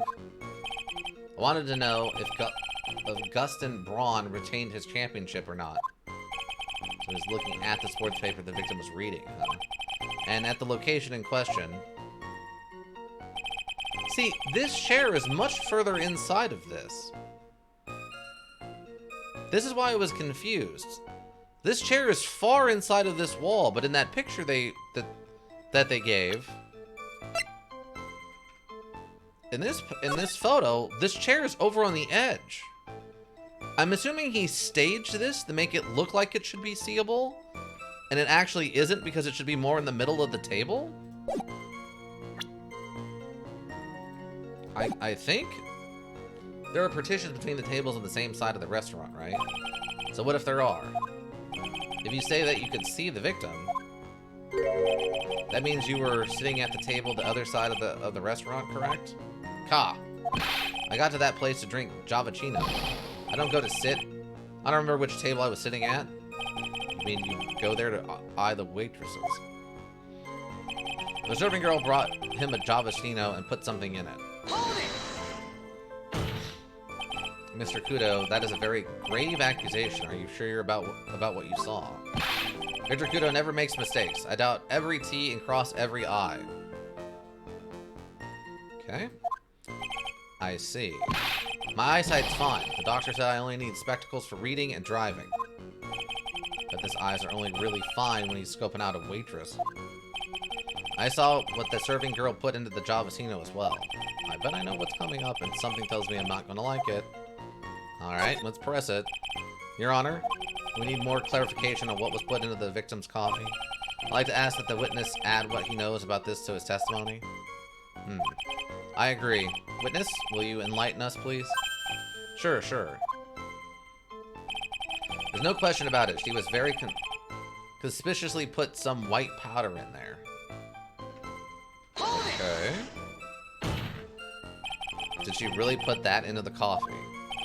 You doubt me, boy? She took some out of a small brown bottle and sprinkled it in. Wouldn't she have been adding sugar? Sugar in a small brown bottle like that? Like that? Witness, could you please describe the bottle in more concrete terms? Ha. Bottle like this, perhaps? Oh, there it is. That's the one. That's the bottle of potassium cyanide, I presume? So what did the accused put into the coffee? I think it's clear, don't you? Arg. Man took one sip of it, looked like he was in terrible pain, and then collapsed. He took just one sip? You youngins, you waste everything. Those Javachinos cost $8. In the good old days, we would have drank every last drop, eaten the cup, and then died. Sure. Sure. Uh-huh. I would laugh if it was just a bottle of Viagra. Oh my god. That guy's young. He's like in his early 30s. He doesn't need that stuff yet. Now this old man might need some of that, but that guy who died doesn't need that. But he did mention the thing I was talking about where the coffee costs $8. So why does he only have 58 cents on him? That doesn't make a lot of sense to me. Congratulations. You have earned the title of baddest man to grace a courtroom. So was it immediate death? Well, with potassium cyanide, I suppose that is possible. Oh yes, he slumped over with without so much as a twitch. I felt the Javachino I just drank sour in my stomach. Oh yes, I know that feeling. And the waitress, I presume she is... That's the serving girl right there in the defendant's chair. I remember her well. He said, I remember her well in reference to the waitress. Does she have any particular features that you can identify her by? Particular features? It's disgrace, that's what it is. Sorry? You can see all the way up to her, you know. She's practically naked in that uniform. So the particular feature you recognize about the waitress is her outfit. But anyone could wear just such a uniform, even me. Mr. Wright, please spare the court any further mental anguish from that image. Don't get all excited, Nick. You've got to keep yourself together. I guess I got a bit carried away. Ha! There are other things I recognize about her, too. He seems pretty sure of himself. What should I do? No, press this. Press this good and hard. We want to find out... Well, there's a flaw here. Sure, you saw a waitress take the coffee over to the victim. What matters is whether that waitress is Maggie Bird or not. Quite right. Mr. Kudo, these other features that you recognize about the defendant, I would ask you to add them to your testimony. Sure. There was a ribbon in her hair, and her apron straps were loose. Okay. You do seem to remember several details about her appearance. What about the most critical detail of all, her face? Ha! As if I don't remember that. Objection! The witness noticed the straps of the accused apron. He's unlikely to make a mistake about her face. That's right. I can even tell you the color of the ribbon in her hair. It was red. So you see, there's nothing wrong with the witness's eyesight. There's no doubt he remembers the waitress pretty well. What should I do? I got the feeling there's something more to this somehow.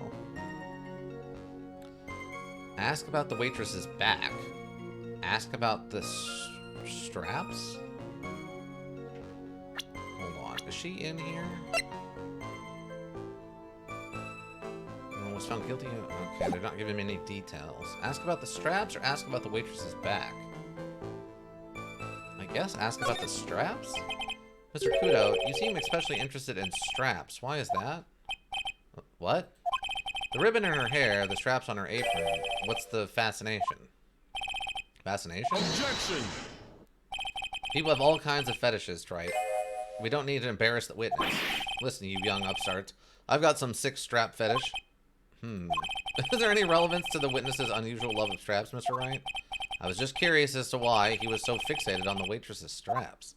I said I got in a strap fetish. How many times do I have to repeat myself? Very well. Continue with your testimony, Mr. Kudo, and make it strapless. Grumble, grumble. You think old CD really saw Maggie do it? Well, he probably had his eye on the waitress the whole time. That's why he was there. He was there for the cute outfits, right? Not the waitress?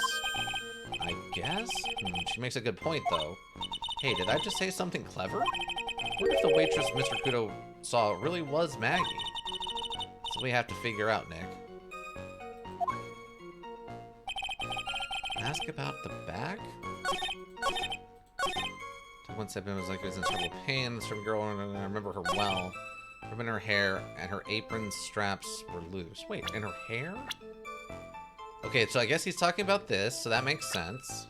Oh, wait, whoops. Okay, press him on this, and then we'll try the back and see where he remembers. Several details about her appearance. What about the most critical on her face? Objection! I'm assuming he's saying caw to make a reference to pigeons or something? Okay, ask about the waitress's back. Identifying features he describes are all things you would see from the back. So what? Is it possible that you never saw the waitress from the front at all? Objection! Ha. He's got you there, Gramps. People normally talk about facial features when they're asked to describe someone. But this witness's testimony is nothing but straps and ribbons. This is harassment. I tell you, I'm not obsessed with straps or ribbons. I'm just telling you what I saw.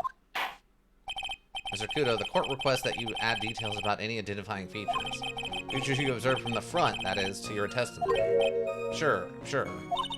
Old man's testimony is getting longer and longer. If I can't find a hole in it soon, it'll get even longer, I bet. There wasn't anything that caught my interest about her when I saw her from the front.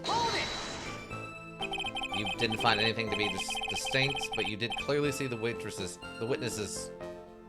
Wait.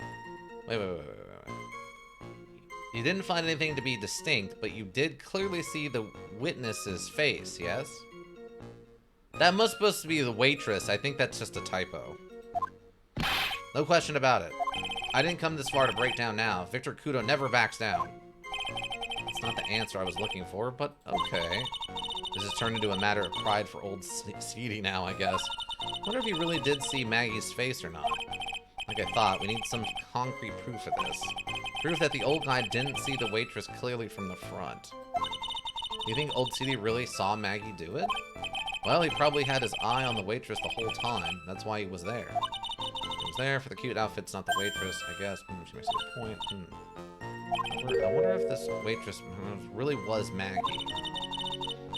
I need to figure out, Nick. Man was reading the sports paper. Who else could it have been, though? Like, the only other person in the building was him. Would he have been in a maid outfit? And would he have not... Would Armstrong have been in a maid's outfit? And then... would Mr. Kudo have not recognized that it was someone completely different? There's no way, right? The young man was reading the sports paper. The serving girl brought him a Javachino. What? But she put something in it. C. Cristino Ronaldo. I don't know who that is. But C is just yes in Spanish, so. The serving girl brought him a Javachino and she put something in it. There's no question about it. She very conspicuously put some white powder in there.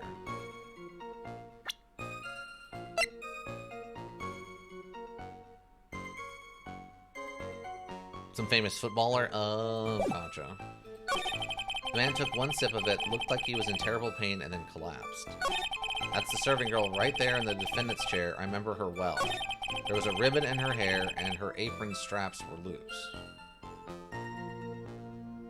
Apron straps were loose. What about Maggie at the time of the incident has a small pocket with big stains? There wasn't anything that caught my interest about her when I saw her from the front. I wonder if they're going with the red is blood thing. I'm gonna try that. I'm gonna try that and see if the red on the front should have caught his attention because it was big and bright. And that way we're calling him out is that he wasn't actually paying attention. Hold on. Mr. Kudo, would like you to please take a look at this? Oh, we got it. First try. Nice. Cough. That filthy thing would suit filth like you just perfectly. Actually, it reminds me of what my grandson looks like, just after he's done eating. Have you ever seen this before? Of course I haven't. You think I'd forget something as dirty as that? Well, you have-witted clot.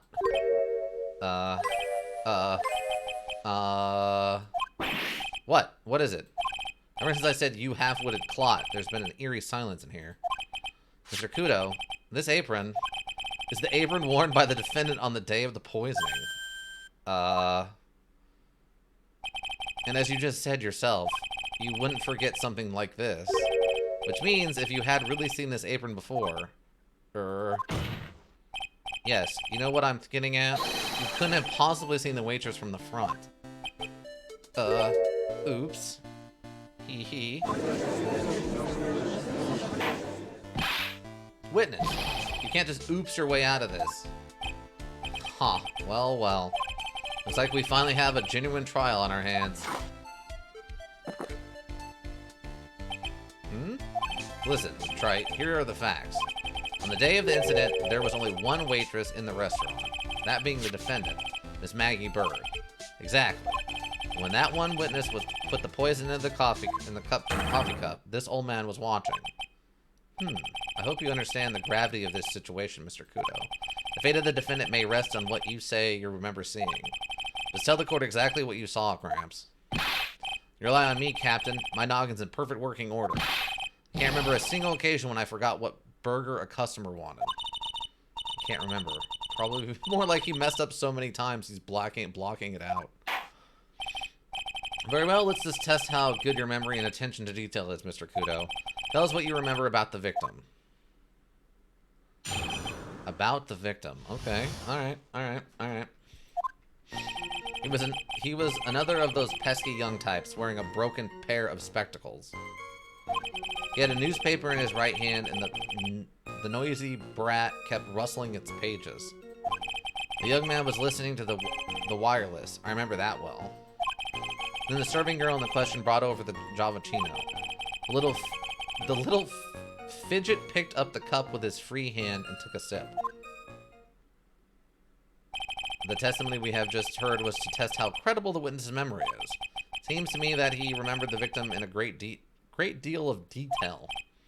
Oh yes, I hate those you-know-what types who are so vague about everything. How are we going to handle this, Nick? We only need to do one thing. We just need to prove that the old man's memory is shot. Just trip him up, you mean? Isn't that kind of cruel? I suppose, but it's what I do best. I don't think Phoenix feels too bad about, like, breaking this man, given how rude he's been. About the victim. There's none of those pesky young types wearing a broken pair of spectacles. Spectacles? Dark glasses to you. One of the lenses was green and the other was broken. But the other was broken. Newfangled rubbish. That's what I remember him so. That's why I remember him so well. Finish him. Exactly. He was talking about putting this old man out of his misery. Maybe he's actively trying to drive him insane and have him, like, kill himself or something. Like, Phoenix does not seem to like this old man and is perfectly fine with breaking him psychologically. He did have some kind of lens over his left eye. I wouldn't have called it a pair of glasses. He seems to have been wearing some rather modern-looking shades. Perhaps I should take to wearing some and rival Mr. Godot's sharp appearance.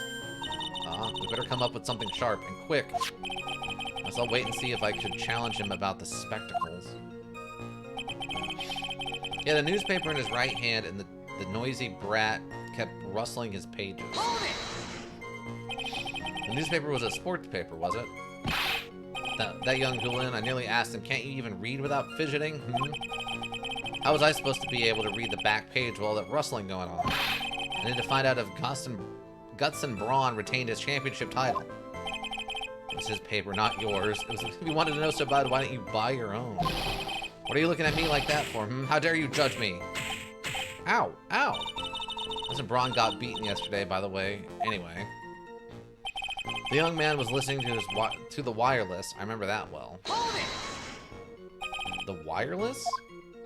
The decadent young rascal. In my day, it was one or the other. Read the paper or listen to the wireless. Oh boy. Using an earpiece? It's selfish, that's what it is. I was straining my ears, but I couldn't catch any of it. Is he that desperate to listen to the radio? What do you have me like that for, hmm? How dare you feel sorry for me? Ow. Ow. Then the serving girl in the question brought over the Javachino. You mean the waitress who you only saw from behind, right? You're one of those, are you? Never let anything go? Isn't that right? Maybe? What does it matter if I saw her from the front or from behind? My eyes are only... Ow! Ow! I better not push it until I got some hard evidence. The little fidget picked up the cup with his free hand and took a sip. His free hand? Yes. Which hand was that? Weren't you listening before? Cloth ears? Said he was rustling the newspaper with his right hand, and didn't I? His free hand wasn't his right hand, then which hand was it? Ow! Ow! Ha! Perhaps the great Mr. Wright has 3 hands. Oh, I can't say that one out loud. Nope. Yeesh. I was only asking, no need to gang up on me and treat me like a freak. The whole point of this cross-examination is to establish just one thing. This old man memory has more holes than a slice of Swiss. Guess we just need to find a contradiction in his testimony somewhere, huh? Anything will do, even the smallest detail. We just need one mistake and he's ours. Okay, another spectator done wearing a broken pair of spectacles. So I'm assuming that they're just talking about this, which is fine. I think it has something to do with his hands, though. I think it's this one?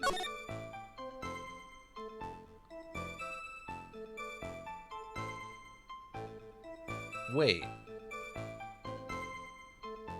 The newspaper's not even on the table. Wait, if the newspaper's not on the table, we found it behind the magazine rack. If that's the case, how did it get there if the guy died with it on the table with him? Also, in this shot, it looks like he picked it up with his right hand to drink the coffee, because there's no newspaper here. I don't know if young times wearing broken, and he had a newspaper in his right hand. Noisy brat kept rustling the pages. The young man was listening to the wireless. I remember that well. That's been established. Then the serving girl in the question brought over the Javachino.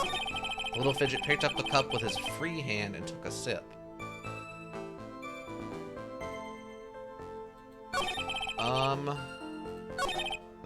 Listen to the wireless. I remember.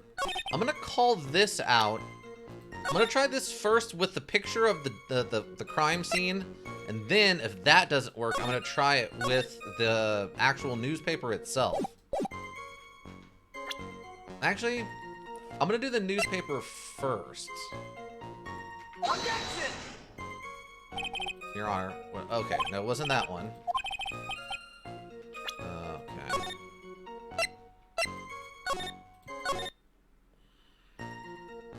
Okay. Brat was rustling pages. Okay, with his newspaper in his right hand. Okay, so it's gotta be this one? No, it's not the crime scene photo either. Because the crime scene photo shows not only did he not have the newspaper at the table, it looked like he was using his right hand to drink the coffee, not his left hand. Maybe it's the free hand thing? I want to make the points with the judge. The newspaper in his right hand and his nose in his left hand. I was listening to that wireless, I remember that well. The serving girl in the question brought over the Javachino. Also, do we have anything about the... The victim was a programmer. His left eardrum ruptured the day before the incident. Wait, his left eardrum's ruptured. Wait, if his left eardrum's ruptured, why is he listening to the radio on his left ear?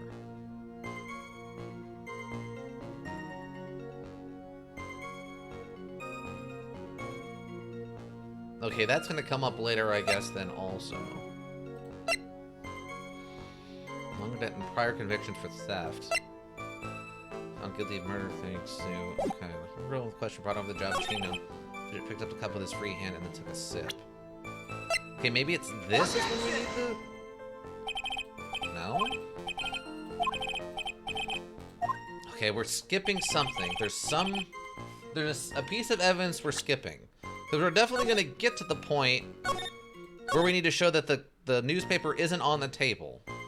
I'm just not sure where I'm missing it at.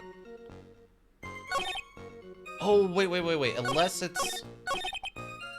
Yeah, and then, oh no, we tried the photo on that one. He was another one of those people wearing a broken pair of spectacles. He had a newspaper in his right hand, and the noisy brat was keep rustling its pages. The young man was listening to the wireless. I remember that well. He was listening to the wireless. The serving girl in the question brought over the Javachino.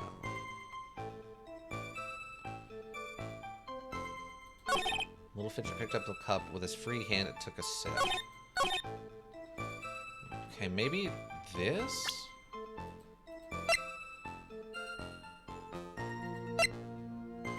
Covered in the victim and Maggie's fingerprints. It's from the doctor before. The bag is empty. Totally prominent person. Money ticket from $500,000 found in her money search.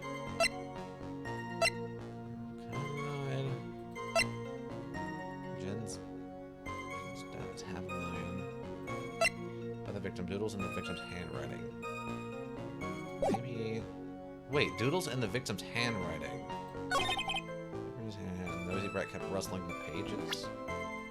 No, we tried this, right? Objection! Yeah, that doesn't work. Maybe it's the later one we need that? The young man was listening to the wireless. I remember that well. Let me try his, like, bad ear, maybe, here? Nope.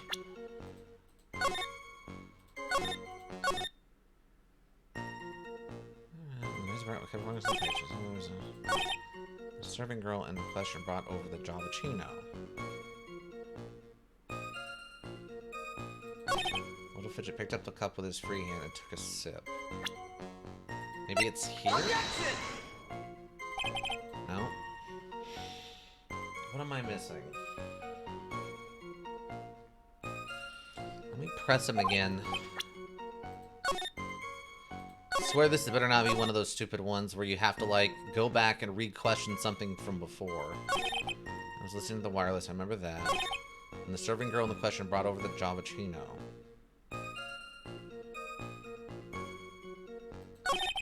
Little Fidget picked up the cup with his free hand and took a sip. With this costly admission, that was just one penny. This old man's memory has more holes than a slice of Swiss. That's tries to make somehow anything will do, even the smallest thing. We'll just need to make us say these R's. There's another one of those pesky young types wearing a broken pair of spectacles. I mean, I don't think arguing how old he is going to change anything. I mean, he's only 28.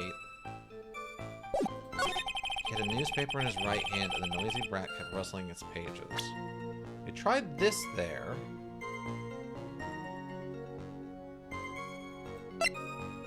Scene, a victim's seat. I'm taken near the kitchen. We tried this here. Common contained potassium cyanide covered in the...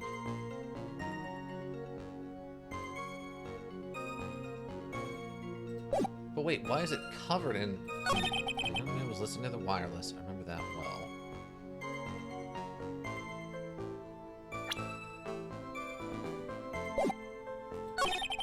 The serving girl in question brought over the Javachino.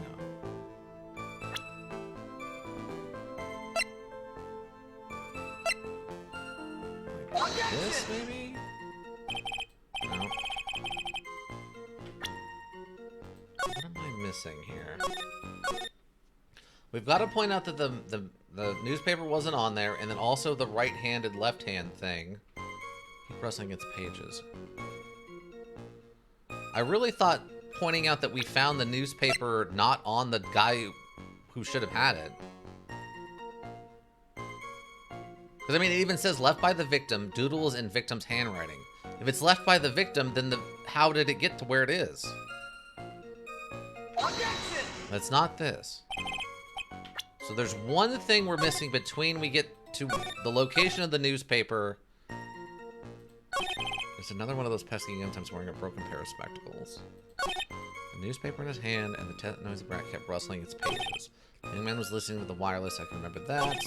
The serving girl in the question brought it over. Okay, I'm gonna press him on some of these again. Spectacles? My glass to you. One of the lenses was green, the other was broken. The newfangled rubbish. That's all I remember so well. There's some kind of lens over his left eye. You can call a pair of glasses. Practical.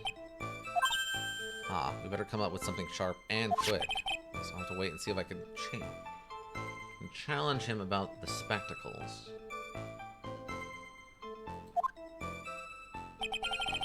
The newspaper.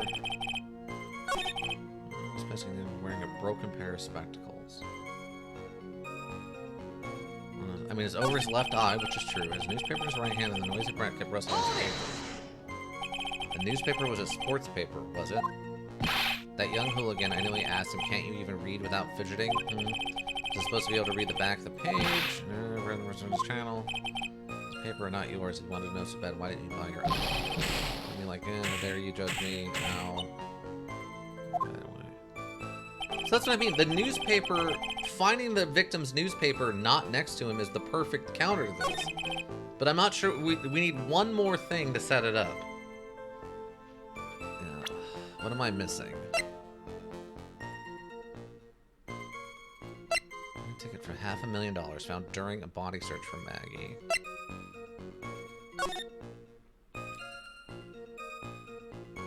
Like, this clearly contradicts the newspaper thing, right? But why isn't this photo working? Rustling papers. The young man was listening to the wireless. I remember that. And the serving girl brought in the question mark.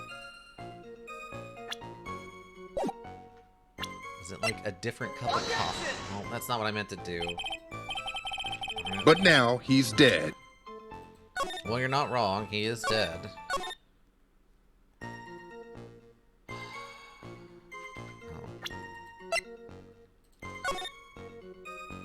I mean, I guess that's the same cup of coffee? I mean, vaguely.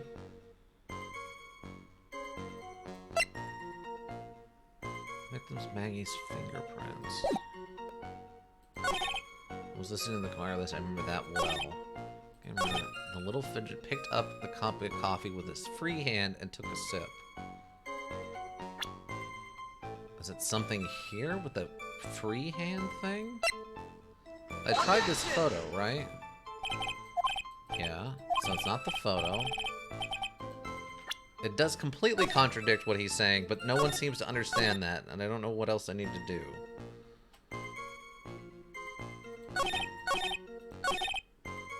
Took a cup of coffee with his free hand and took a sip. It's not the sports paper. Clearly, contradicts.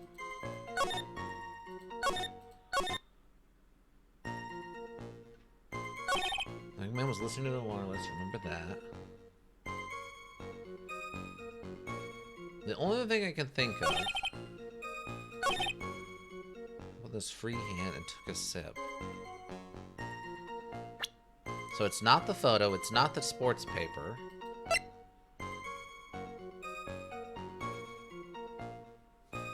I don't know who else. Like, I don't know what else I could present. There's a program where he left eardrum rupture the day before the incident. Again, this is that, like, he was listening to the radio, but his left eardrum was ruptured? It's sort of relevant, but it's not directly relevant. His free hand.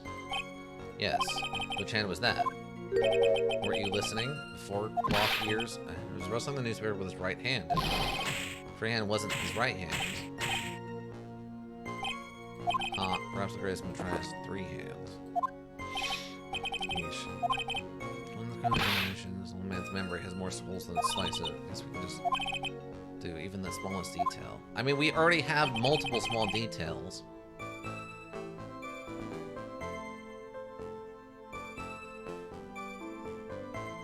Where are broken spectacles?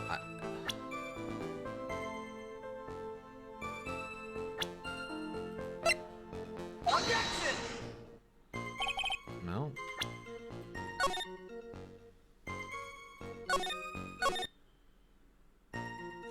I'm not sure. Maybe I was listening to the wireless. More of the Javachino. Okay. I was listening to the wireless. The wireless? And then the young rascal. In my day, it was one or the other. Read the paper or listen to the wireless. I'm using an earpiece. It's selfish, that's what it is. I'm straining my ears, but I couldn't catch any of it. I'm not desperate to listen to the radio. What are you looking at me for? No. Is it the... Okay, hold on. No. Go back. I was listening to the wireless. I remember that well. Maybe it is this? Did I try this? No? It's not that.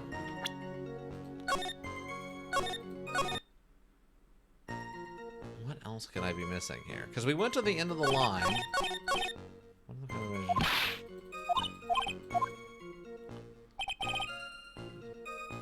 I've got like 4 things to contradict him, but I don't know which is the right one for what scene.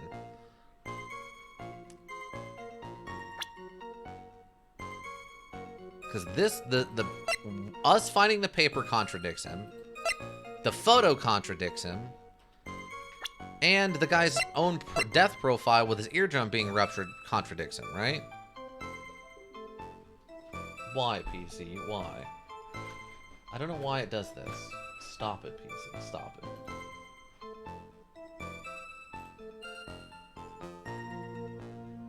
Yes, turn this off, please. Thank you.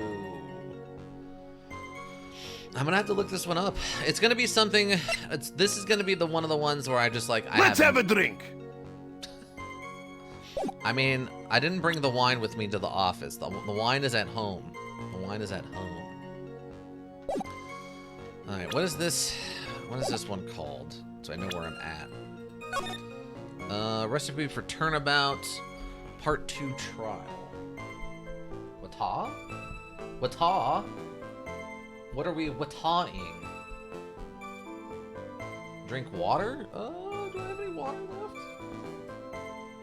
I don't have any water. Let me grab some water. Wata?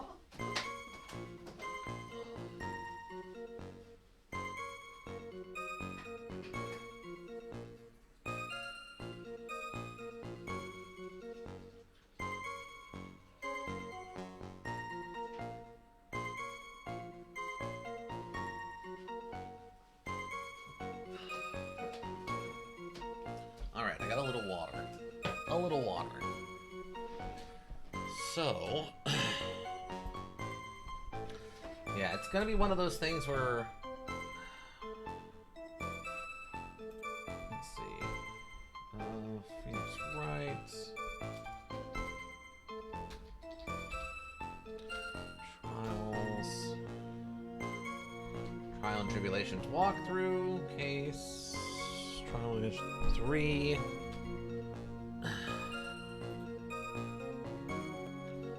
Here's the end. Let's see. Part 2 trial, right? Yeah.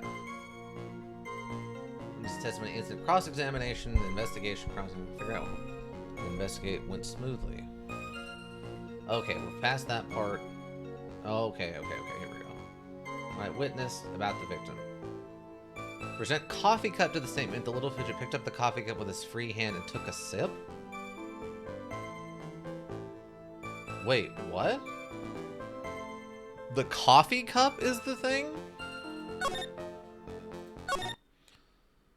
Why is the coffee cup the... what? Why is that what's going on? I don't understand. That's the thing? I guess that's the thing. Okay. Look up with this free hand. Why is the coffee cup relevant Independent. Objection! Mr. Kudo, do you remember what you were told at the start of this testimony? Return the favor. Just throw the cup at the old guy's face? We should throw the stupid thing at Godot, since that idiot keeps throwing his coffee cup at us. Do you remember what we were told at the start of this testimony? That this was a way of testing the credibility of your memory? I know. There's nothing wrong with my memory. I tell you, nothing. If you got anything wrong, I'll eat these seeds and sing the pigeon song. Care to tell us where this is going, Trite? According to Mr. Kudo, the victim was holding the paper in his right hand, while drinking coffee with his free hand, which would make this his left. Return the then bring 2 cups, throw them away. Yeah, just to waste coffee in front of this old man who hates that, which would make that his left. What is this? Kindergarten? But I would like the court to please take a look at this. That's the cup. Oh, it's because the stem is on the right? That's gotta be what it is. It's because the stem is on the right. That's the victim's used cup, correct? Yes, and on the rim, you'll notice the mark left by the victim's lips. But I presented so much other evidence to prove that better. Oh, God. All right. This is what I'm talking about. This is some weird little minuscule thing that sets up all the other stuff I'm yelling about. It's so frustrating sometimes. Yes, there's a stain left by the coffee. If you consider where the stain is, you'll clearly see that the victim was holding the cup in his right hand. But how? Well, Mr. Kudo, the court is waiting for your epic performance. You said you'd eat those seeds and sing the pigeon song. Arg. Mr. Kudo, I'm afraid this is simply Sometimes my genius is... it's almost frightening. What? Or genius? What? Wait. If you think I'm going to stand here and listen to you tell me I'm mad, you're wrong. I don't care about the dirty coffee cup. I know what I saw. You still insist on your testimony. That young brat was holding the cup in his left hand. Oh yes, no question. I'm good. Law-abiding citizen I am. It's that dead young hot bot and you spiky-haired yahoo who are at fault. It's that dead young hot bot and you spiky-haired yahoo who are at fault. Who, me? Thank you, old man. We heard quite enough from you already. Don't call me old man, old man. Been around for 68 years, I have. You can't ignore me. Those are what I've got to say. I'm sorry, Mr. Kudo, but... sure, why not hear a little more? Mr. Godot. But this is my 16th cup of coffee, so this is your final stand. Thank you, Captain. You can rely on Victor. Left hand or right hand? Oh, is this when we're going to prove that there was someone else at the table? So he thought the guy was drinking with his left hand, but he was actually seeing the other person at the table's right hand? Left hand or right hand? The boy was wearing the earpiece on the same side as the green lens on his specs. The boy was wearing the earpiece on the same side as the green lens on... okay, we know that's not true. He kept fidgeting with it all the time. He was fiddling with it just before he picked up the cup, too. And then he used the same hand to pick up the cup. His left hand. Oh, we can easily disprove this one. We know that the victim was wearing an unusual monocle over his left eye. It wasn't a monocle, Your Honor. It was a small computer monitor, often used by programmers. A monitor? You mean like a television screen? The inside of the lens is a screen that displays computer data. It's called HMD. It's a common tool in the victim's line of work. HD, TV, DVD, CD, all those newfangled letters drive me mad, but they don't matter. I know what I saw, and I'm telling the truth. It's true, he doesn't seem to be lying. Those are the facts. In good old black and white.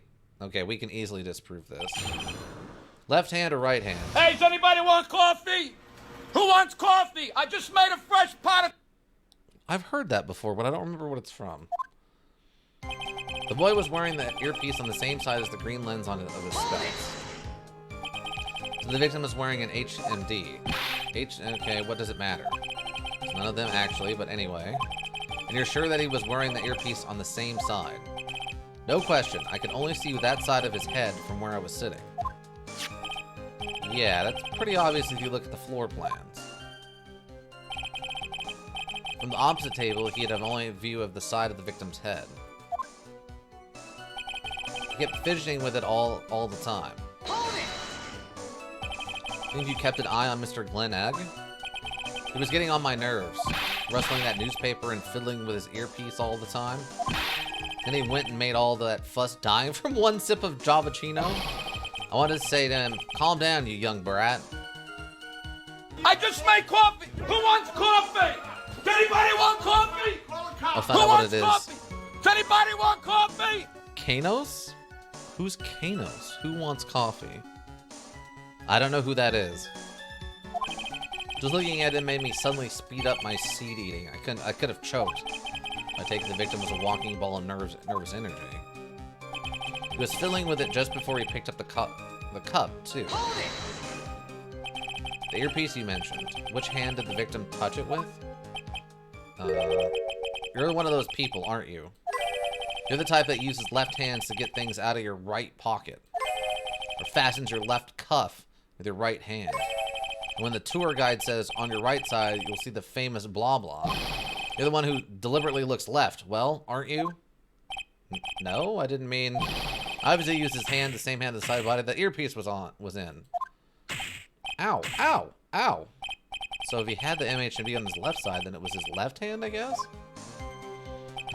And then he used the same hand to pick up the cup, his left hand. You seem very sure of yourself, Mr. Kudo. That's because I know what I saw, no matter what tricks you try to play on me. Looks like you really did see the guy picking up the cup with his left hand. This is a dead end. Well, Nick, what do you think? I think the guy's telling the truth. Even so, something's not quite right. Then chuck evidence at him until he breaks. But if he's not lying, there wouldn't be any contradictions in his testimony, right? No, we can completely contradict his testimony even if he's telling the truth, because his perception is not reality. Oh, I went deeper and found out which video and guy who made it. Oh, okay, you did a deep dive into this Kanos who wants coffee thing, huh? Okay, the boy was wearing the earpiece on the same side as the green on his face. He kept fiddling with it all the time. He was fiddling with it just before he took it. And then he used the same kind of... Okay, so I don't know which one of these I need to present this on. I'm gonna try... The boy was wearing the earpiece on the same side. I'm gonna try it here. Basically, his profile says that he damaged his left ear. If his ear is damaged, why would he listen on the side that doesn't work? Doesn't make any sense. Vic Dabito. Dabito? Who wants coffee? Oh, so this is like... Huh. That's really specific. Interesting. So, I guess it's a famous clip. I mean, I guess I've heard it before, but I didn't know what it was from. Okay, wait. So this? I'm not sure what the relevance of this is, but... Mr. Kudo, there is something very strange about your observations of the victim. What? You say he was wearing the earpiece on the same side as the HMD. No question. You can lock me up if I'm wrong. It was his left ear without a doubt. I can only see that side of his head from where I was sitting. I don't think so. What did you say? You're no doubt unaware of this fact, Mr. Kudo, but the victim couldn't hear with his left ear. His eardrum was ruptured. The traces of medication from his condition were found in his ear canal. That's right. It's impossible that the victim was wearing his earpiece in his left ear, because he couldn't even hear it in that ear. Is that true, Captain? It is. Pigeon. Pretty pigeon. We got him, team. We got him. We broke this old man. Order, order, order. This witness testimony is completely unreliable. Only saw the waitress from behind. He claims the victim was wearing an earpiece when he knew his eardrum was ruptured. Well, Mr. Godot. Oh, Ika, welcome. How goes it? We're making progress. We've only had to look up one thing. Just because it was one of those ones where I presented 4 pieces of evidence that proved the same thing, but those weren't the right ones. So, one of those things. But otherwise, it's going pretty well. How are you doing? Happy, Mission failed. We'll get him next time. We're still making progress there, Ghosts. Calm down. Or, Captain Pierce. I'm enjoying Christmas Eve with my parents, just stopping in for a few minutes. Oh, okay, well, happy Christmas Eve. Hopefully you're having a nice one. Yeah, Z770's keeping me company here. We had Advanced Lamp in earlier, but they're probably in bed now, and 12. T12 was in here also earlier, but I don't know if they're still here. If they are, T12, I hope you're doing well. Yeah, I hope you're having fun with your family and stuff. We're making some progress. You have to let us know what you have to let us know what your presents are. Well, Mr. Godot. Arg. A single drop of milk is all it takes. Destroy the pure black magic in the cup. This old man is my drop of milk. Captain, are you calling me a drip? This is the victim's coffee cup in which the potassium cyanide was found. The mark on the rim clearly shows that the victim picked it up with his right hand. I'll never back down. I know I'm right. The lad drank his Javachino with his left hand. Let me put you out of your misery. Clearly, the victim used both hands. He took a sip with the cup held in his right hand and then switched to his left. That's what the old man saw. That's not possible. You said he took one sip from the coffee cup and then died. If that's the case, he cannot have been switching hands.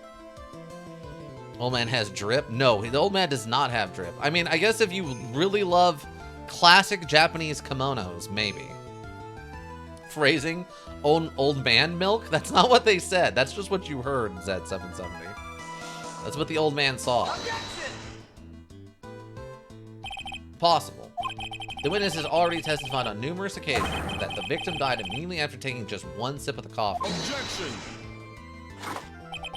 Which hand the victim used to pick up his cup is irrelevant, Your Honor. The fact still stands. With one hand or the other, Mr. L drank the poisoned coffee. Like this. Sadly, Mr. Godot, that doesn't wash. The point of this testimony was to establish whether the witness' memory is credible. And the results are clear. Testimony given by this witness is useless. Prarg. I believe it is time to conclude today's proceedings. I'm satisfied that the witness is not deceiving the court. But to be frank, his testimony is a farce. Did you have to be so frank? Oh, did you have to be so frank? Surprised the abuse of cup didn't break. Yeah. You would think if he dropped the cup after he took a sip, it would break when it fell, but maybe it's meant to look like fine china, but it's actually just like plastic. Petting the doggo next to me on the couch. Oh, well, there's lots of people who envy that for sure. Not me personally, but lots of people who do. Did you have to be so frank? Take that, you pompous old fogey. I'm sorry, Mr. Kudo. You can't reach me from there. Really? He's not that far away. I'm ordering the defense and the prosecution to investigate this case further. This is all for now. This court is adjourned. Hold it. Wait. Okay, I have to go see it. All right, have a good one. Happy Merry Christmas. Merry Christmas Eve, Ika. Wait. If we stop now, where does that leave me? Leave you, Mr. Kudo? Thanks to that blue-suited youngster upstart over there. I'm just a bumbling old man who can't even dot his T's or cross his I's now. How is your bad memory my fault? Merry Christmas Eve. And to everyone, Christmas is tomorrow. Santa flew off in his sleigh. I'm sorry, Mr. Kudo, but there's nothing I can do. I kept my mouth shut until now, but there's something else the court should know. What? There's more? To be perfectly honest, it might not be anything. Oh, my nose. It might not be anything, but I want another chance. I want another crack at you, you young shark. Me? He's looking at me like I'm some sort of evil shogun. Well, everyone, what do you say to one final showdown? The final chapter in this eccentric old man's scrapbook. Sorry, Gramps. I've already had my 17th cup of coffee. What have you got to lose, Captain? I'll give you all the Javachino you want if you come to my house after the trial. I may be 68 years old, but Victor Kudo is still a man. That's enough, witness. I believe it will be quicker for the court to just hear your testimony. You bet, much quicker. Can't believe this is happening. Ha ha ha, you better get ready, youngster. I get the picture. Just quit throwing those seeds at me, would you? Gotta be using some sort of infinite ammo code with that box of seeds. Nice. Okay, I'm fine with that reference. That's a good joke. The final showdown. First of all, I want to stress that this might be nothing I'm not too sure of myself. The young boy slumped over the table as soon as he took just one sip of his Javachino. Well, the clumsy idiot upset the vase. He knocked it right over. It broke, and the strip of cloth covering the table got completely soaked. Well, how about that? Turn things upside down,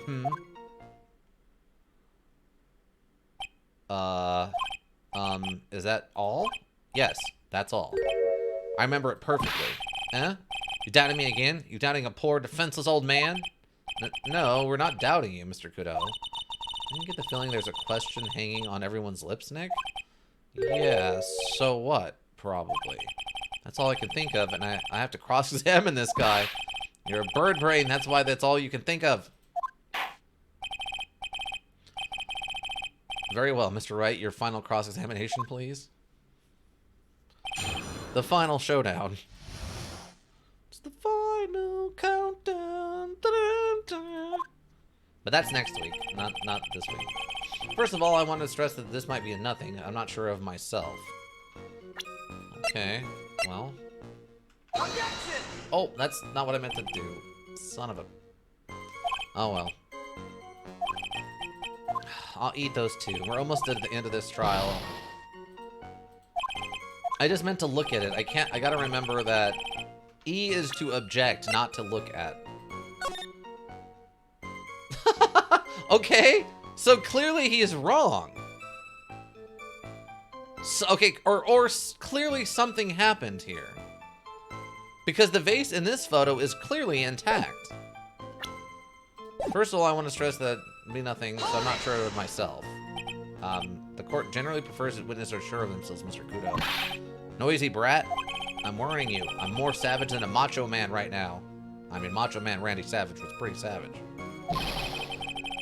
You won't beat me with this testimony. This is the final battle. Ow, ow! He's chucking those seeds harder than ever. I better be careful. Come on, Nick. Nail him. That's not how you should say that, Maya.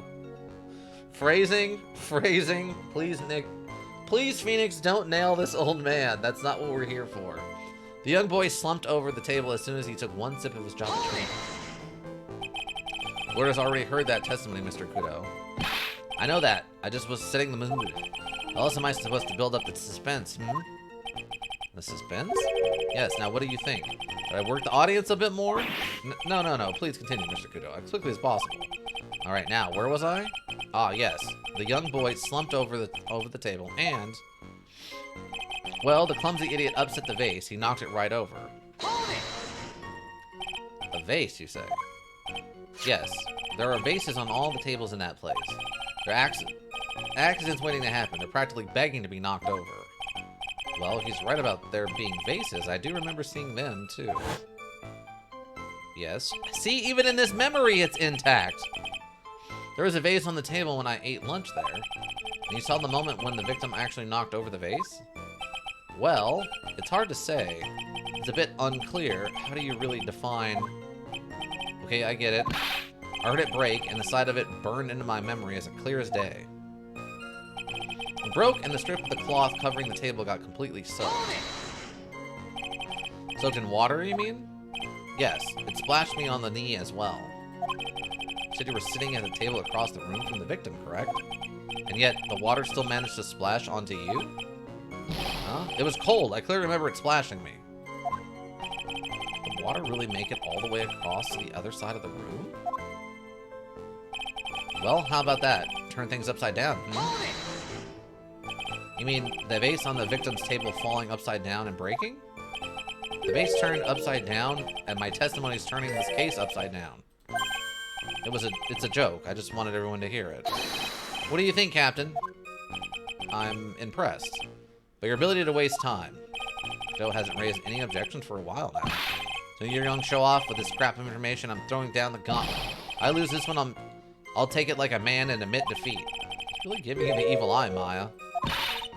It's you he's looking at, Nick, not me. It's like he's saying, I triple dog dare you to find a contradiction, youngin'. I guess I'll just have to raise this to the challenge then. Come back with bread meat paste. What? Came back with bread meat paste. What is... You mean a sandwich?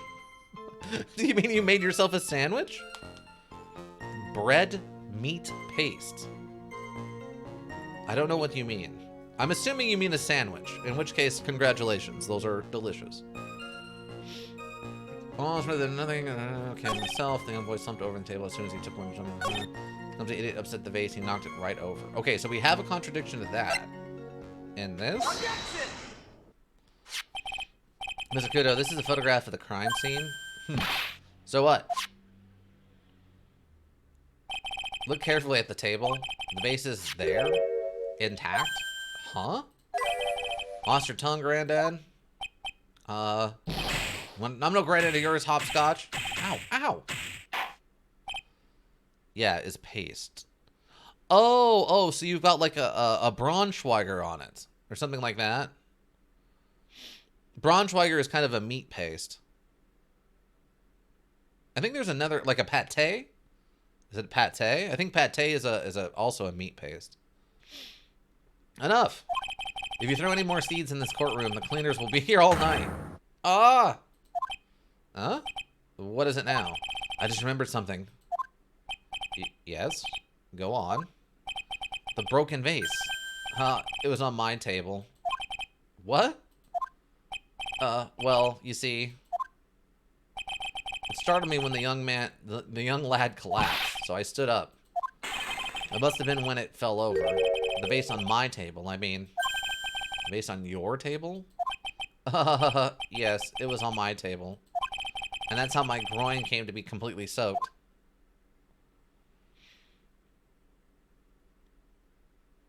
Yeah, pate? Pate? Okay.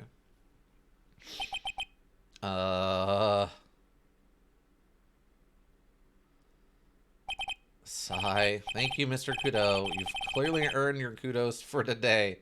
See, there's the joke I was figuring they were making. I'd like to ask a question now. Have I been any use at all? Perhaps that's something you should reflect on yourself, Mr. Kudo. Wait a minute. If that's the case, there's more. I've got more to say. Oh yes, I remember something else. Bailiff, escort the witness out of the courtroom. Wait, listen to me. I didn't even think we had a bailiff. He's only been invoked, I think, one other time. And not nearly often enough. Well, we seem to have been considerably sidetracked. And I'm still not in a position to deliver a verdict. Huh? The defendant has not been positively identified as the waitress in question. Additionally, there are two disparities in the testimony we have heard thus far. The mark on the coffee cup that the victim supposedly drank from with his left hand, and the earpiece which was inserted into his left ear, out of which he couldn't hear. Wow, Nick, you did it. I therefore require both the defense and the prosecution to further investigate the facts. Yes, Your Honor. There's one more thing before I call today's session to an end. One more thing, Your Honor. The witness we just heard from, he is most insistent that his testimony should be of use. So he summarized it according into this statement. Okay. You may each have a copy of it if you wish. Whatever. Prosecution doesn't need props like this. Godot's really mad, huh?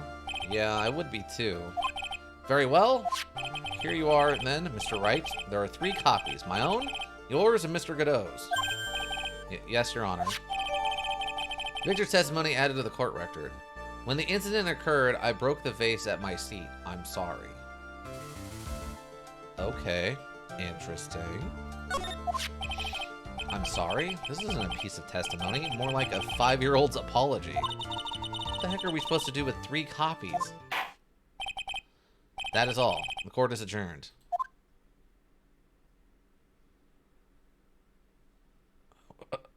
Wow, alright. Yeah.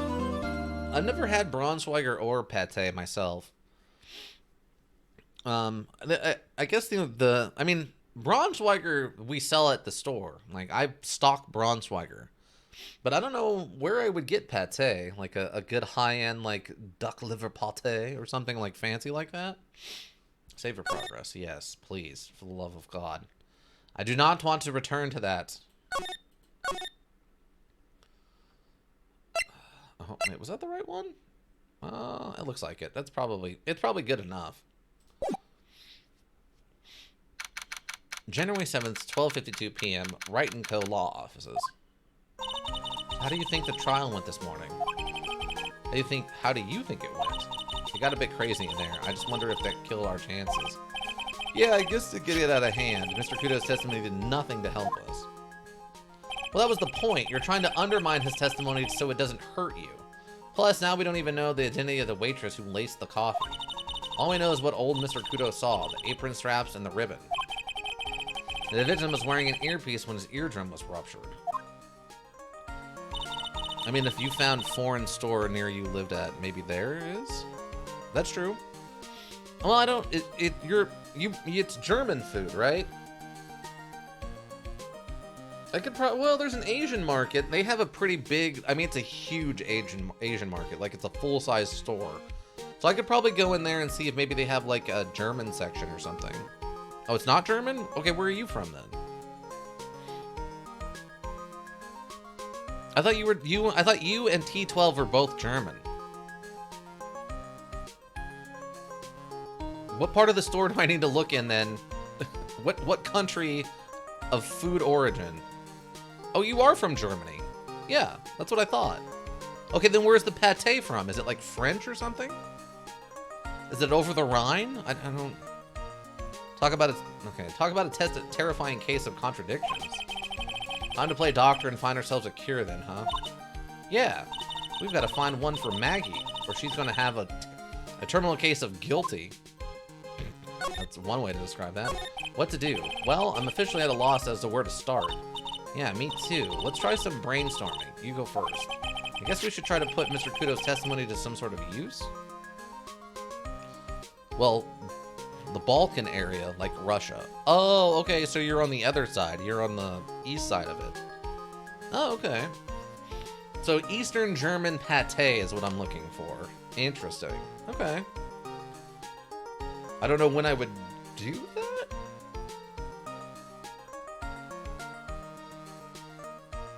I'll have to find time sometime this week.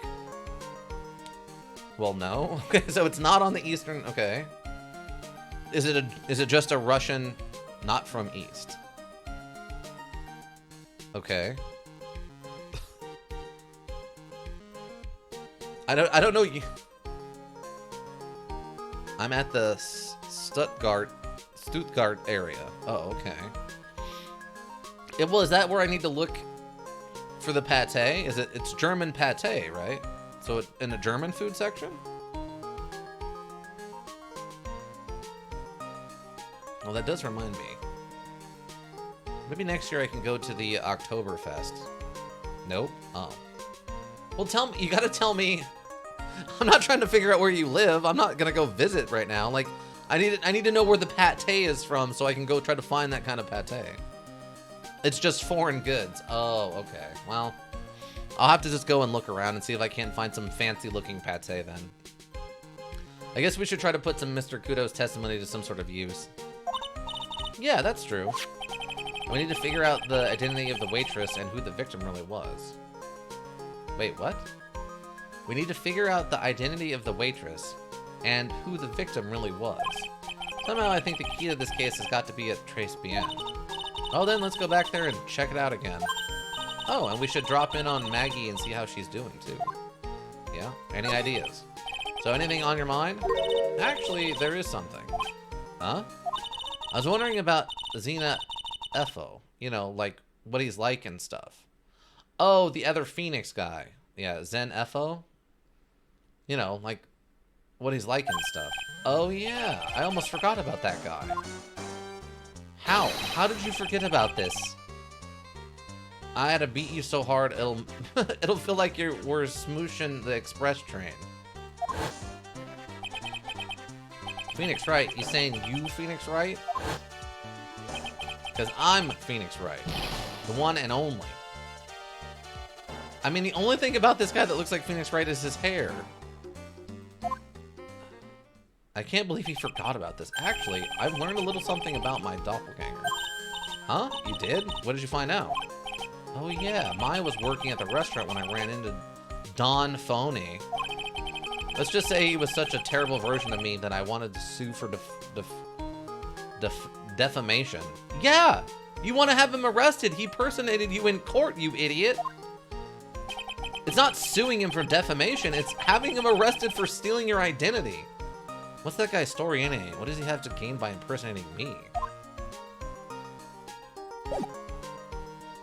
Can we present the bike and talk about it? That thing must have been in an accident. It's a total wreck. That's what the guy I met at the park was riding. And I'm betting he's the fake me. Because I'm Phoenix Wright. The one and only. His voice is still ringing in my ears. Introduce me next time, Nick. I want to meet Zen Efo, too. Okay. Okay, whatever you say. Let's go to Criminal Affairs and see if Gumshoe's around. Police Station, Criminal Affairs Department, January 7th. Looks like Gumshoe's not here. Never mind that. What's going on? It feels different in here somehow? You think? Yeah, everyone seems to be on edge. What are you doing? Calling the officers for a briefing, quick. Can't you shut down the station server? Chief, quit playing on the internet. My email pen pal. Okay. 1337 AZNPRINCESZ. So Leets.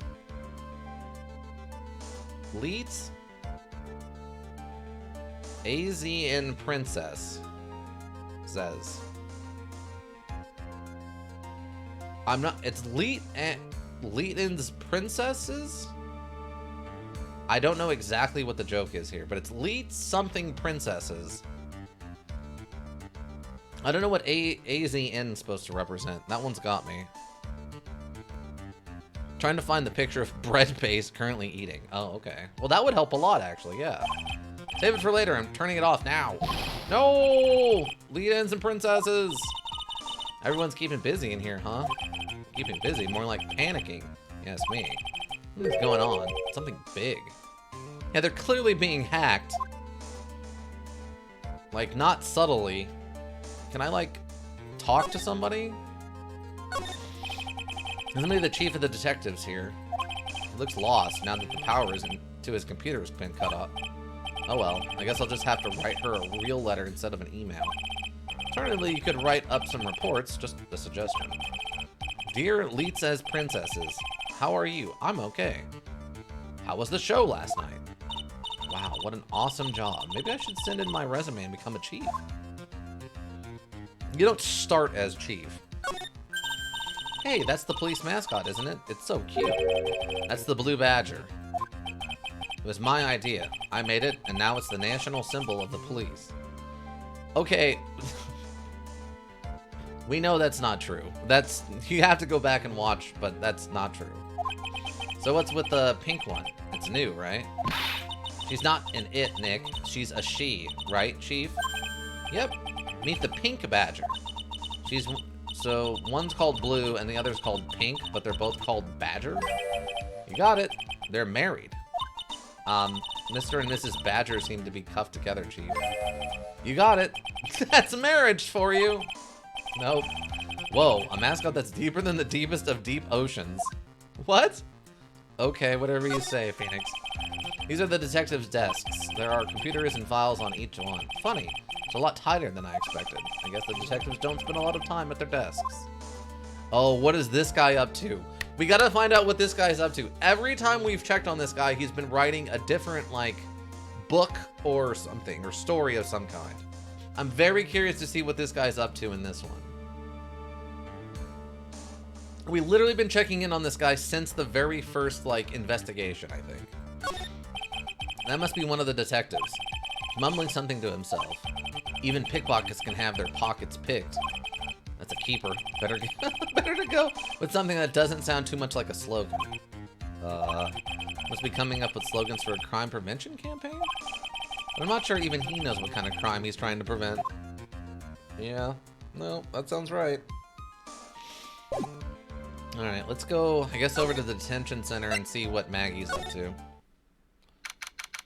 January 7th, detention center, visitor's room. I guess Maggie's still in questioning. But we've got a question to ask her, too. Maggie! Maggie! Keep it down, Maya. This isn't a playground, you know?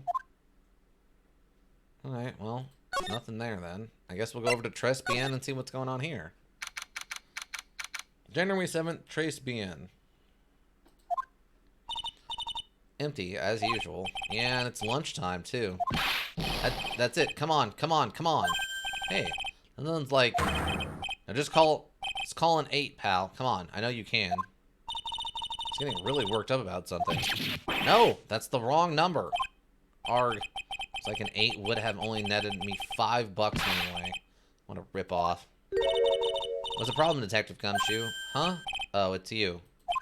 I was just... You were gambling. I was just listening to the radio, pal. To the radio? Hey, Detective Gumshoe's having lunch here. He is? And he's having the 20 set? What can I say? What can you say? That's literally what I'm asking you. Today's trial. This is a nightmare. How am I supposed to look Maggie in the eye now, pal? You really drove her into a corner, you know. You always blow apart my testimony. Why, of all days, didn't you do it today? Sorry, there just wasn't any holes in it, for once. Yeah, what happened? Usually your testimonies are like Swiss cheese. Swiss cheese? We have preferred crumbly like aged Parmesan? Maybe goopy like a blue cheese? Anyway, this case has already been ruled on. There shouldn't be any holes left to find. So, did Maggie say anything to you about me, I mean? Well, how did she put it again? Can't believe Detective Gumshoe. I hate him, sir. I mean it. I don't even want to see him again. Something like that. Whoa. Whoa. Please, Detective Gumshoe, I didn't mean... Why? Why is this happening? He's banging his head against the wall, Nick. Oh, man. Poor Gumshoe. And then he's just back to normal. Lunch special? So, did you like the 20 set? I've never paid that much money for lunch before. I was so nervous my hands were shaking. You've never paid $20 for lunch, huh? Alright, fair, fair. Back in the mid-2000s, $20 for lunch was a pretty pricey lunch. Nowadays, that's not that crazy, but... So, how did it taste? Well, for $20, I guess. I don't know how to describe it. Really, it was delicate?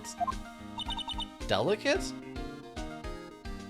Sent you a picture on DM? Alright, thank you. I'll check that out after the stream. You mean you liked it? It didn't taste bad to you? What's the matter with him? Looks like he's thinking. That's it. I've been trying to think of the right word to describe the taste. I just realized. It's bad. That's it. It tastes bad. Alright. Alright. Sigh. It's just kind of hard to admit it to yourself when you paid $20 for it, you know? Maybe you should have found out about the price after he had finished eating. Hey Nick, maybe that's why Glen Egg came here. Maybe you heard about the super fierce twin tea set. And by fierce, you mean fearsome. Speaking of Glen Egg, that reminds me, we still hardly know anything about the guy. Why don't we ask Detective Gumshoe what he knows, seeing as he's here? The radio? So what were you all excited about earlier? Huh? That's right, you said you were listening to the radio or something. Oh, that was nothing. I wasn't excited. Come on, Detective Gumshoe, you can tell a little of me. What were you listening to? Nothing really, it was just the daily exercise show. we have to psyche lock this guy. Come on. Just tell me you were listening to the radio for your numbers. You were just listening for your numbers. It's fine. What the? A psyche lock? Haha. This lunch special lobster sure is great. Why are there are tears in your eyes? Okay, let me ask him about the other guy, and then we'll talk about the other thing. All right. Oh, I gotta present it. Duh. This guy was a real programming genius. They called him the walking computer at the place where he worked. What happens when he crashes, though? Does he just stop moving all of a sudden? No, he wasn't literally a computer, Maya. Anyway, there's nothing between Maggie and the victim. Yeah, that's what we found out yesterday, too. Hey, Detective Gumshoe, don't you have any information that's a bit more fun? Fun? Oh, I know. So have you paid a visit to where Mr. L worked yet? You might as well. There's a workplace? Where's that? A computer firm called Blue Screens Inc. or something like that. Sounds like a real stable company. This could be fun, Nick. Something. Computers aren't really my thing, Maya. We'll be fine. I know all that high-tech stuff. I wonder about that. It's just around the corner from this joint. You should take a look. Computer firm called Blue Screens Inc., huh? I mean, obviously the blue screen of death is not something you want. That's bad, but sure.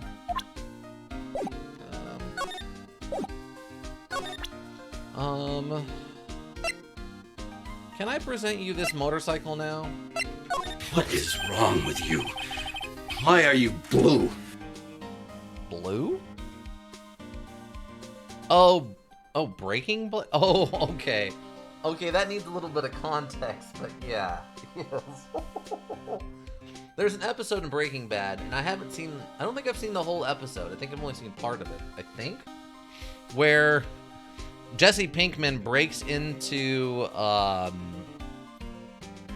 he breaks into an impound lot where they took the RV that they do the meth in. They make the meth in.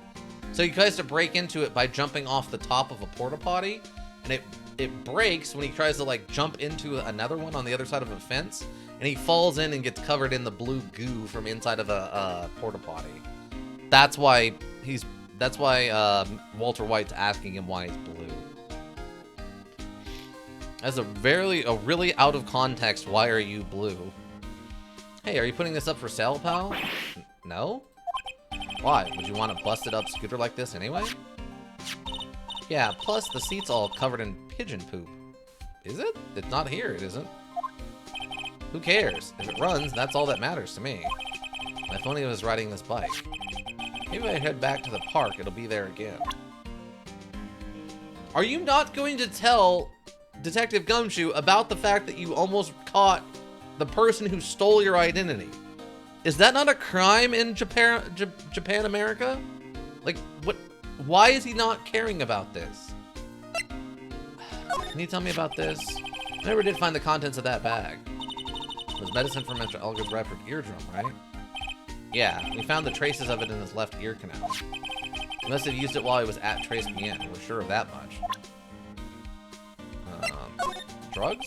What do you think about this, Detective Gumshoe? Sorry.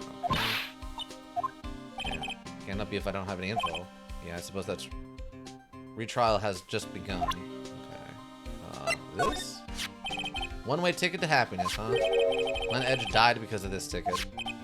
Yeah, but it's still a one-way ticket to happiness, pal. Maggie was found guilty of murder because of it, too. Looks like anything about Maggie is an instant conversation stopper. Yeah, he's got a real soft spot for her, and it obviously hurts when you hit it. Yes. Crime scene. Okay. I think we asked about this. I wasn't at the trial. Okay, yeah. Complete loss of words. It was really bad. Okay.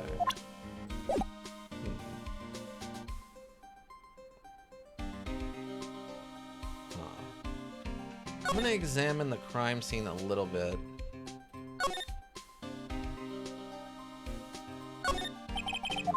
No. The table where the murder occurred. Guess so, with all the police tape around it. It must be from the poisoned coffee. Only with table coffee came on. I'm thinking you can't, you know. You get a picture doing just that. Okay, there's nothing new there then. Is what's his face here? Can I move into the kitchen? Okay, we can.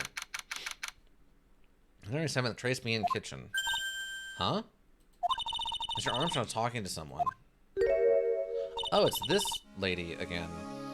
I'm gonna go with lady. I'll be back next month. Oi, naturalmente.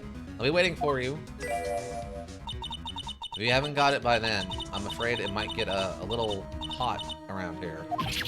Non, I will have everything ready, I promise. I love fire, you know. I love the way it crackles. Hee hee hee. No, no, no, stop it. I beg you. And then don't let me down. I'll be watching you. Miss Non, this is not necessary. You can trust Mademoiselle. Talk to anyone, and I'll drive a knife right through your heart. Oh no, do not have to worry. You know you worry far too much. Maybe this will help you relax. It is the oil of sandalwood. I do love raw meat from time to time. Hee hee hee. So this is the person he owes money to? I'll be taking my leave. Goodbye, for now. Some psychotic lady? Erg. I have shivers.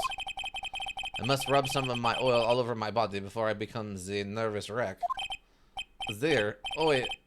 Oi, that feels good. Oh my god. Wow. Erg. Ooh la la. Excuse moi, monsieur. My eyes. My eyes! Yes, second. Your eyes. If you have trouble with your eyes, you need this. La oil of sandalwood. Isn't that just the leftovers of what you were just using? Okay. A woman just now. So who was that woman you were just talking to? Oh la la. You saw that? Well, yes. Sorry. So who was she? She looked so polite and graceful. Polite? Graceful? She likes raw meat and fries. And fires, right? I'll be back next month. Oh, naturalmente. I will be waiting for you.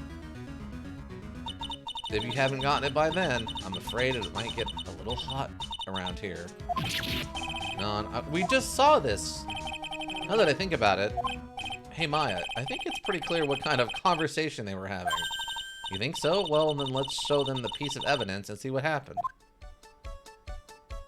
What? Okay, trace me in. You don't exactly have many customers, do you, Mr. Armstrong? Non, you are right, monsieur. Perhaps this is a perfect time for you to visit me, non? That way, I can give you my undivided attention and cook for you la dish supreme. Pulling on a brave face, huh? What girls do, Nick. But you are right. Business is very difficult these days. For ops, this name is la problem. People do not understand it. They think it is tray. I just wanted people to think that my restaurant was exclusive. They think you just serve fast food on cheap plastic trays? Nick, that's the kind of thing that can make a girl cry. Have you forgotten that Mr. Armstrong is a man, Maya? But this restaurant is my life. It is everything to me. I will defend it to my la finale. No one will take it from me. Oh, okay. I have evidence to present you? What? Do I have evidence to present you? This, I guess? Ah, it is true. My vases are broken all the time. I bought the new ones the next day after the law incident. But they wouldn't let me put it on the table because of law investigation. That's odd, but okay. Okay, what about your debt? So long as that paper exists, I am but a delightful angel with the broken wings. An angel, huh? Doesn't bode well when you think about it. Oi, they kept harassing me month after month. In the end, I had to give in. I agreed to help them. Help them? With what? Nice being sir, if I did not owe them the money, I would have refused. But my hands were tied. Please, what did you agree to help them with? None. I cannot say. If I tell you that woman, she will slice me up. Eat me with the la salad garnish. Ew, I hope he doesn't mean that he'll literally be sliced up and served with garnish. He sure seemed happy about that thought, though. That's weird. I'm gonna guess that woman has something to do with your loan contract, am I right? Please, Mr. Armstrong, tell us about that woman. Okay. I don't know where this is going. The woman just now. The woman who was here earlier. I take it she's, why, as it comes to this with a tragedy. Suddenly I find myself so deep in la debt, it is a sign of la bad world we live in, huh? No, I'd say it's more of a sign of la bad culinary skills. The woman was, the scary woman, she is from a loan office. Loan office? Is that where you borrowed $500,000 from? Boy, tender lender, it is called. Catchy name, just hearing it makes me want to borrow some money. Please, you must stop borrowing money from them. Must not borrow money from them. If you must, no more than $10. $10? Sounds like your whole monthly stipend, Maya. Hey, I get a bit more than that, thank you very much. I think it's $10 a month from something? So, tender lender is a loan office you borrowed $500,000 from, huh? Wonder if they got anything to do with this case. Tender lender. I am a weak woman. When I am upset, I have to buy something nice to cheer me up. Thanks to M loaning me the money, I have to pay back $500,000 now. I am like is slave. I have to do everything that he tells me. Who's this he? La Tiger. Oh, okay, that's okay. So the La Tiger is gonna be the fake Phoenix Wright, clearly. The Tiger? Oi. He is la manager of the tender lender, a terrifying man, a big city mobster. Oh, 100% our doppelganger. When he shouts at me, my knees are trembling. His voice is ringing in my ears for 3 days. As soon as I hear the noise of that battered old scooter he rides, I start to cry. A big city mobster who rides a battered old scooter? Does this guy resemble me by any chance? Oh, no.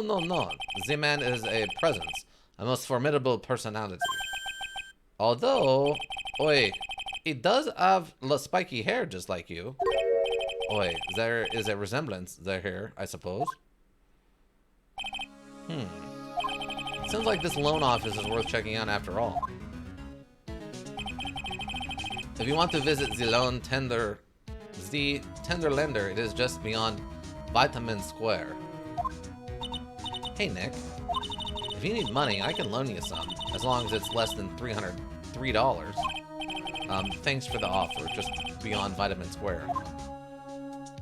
Okay. Well, that's something. Oh.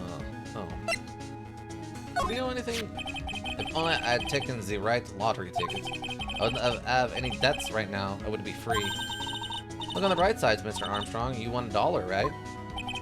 A lack of remorse for having stolen something priceless. About this. Congratulations, Moist. Quest. No comprehend. Nick, don't just make something up. Okay, so that's nothing. Okay, I think we're done here then.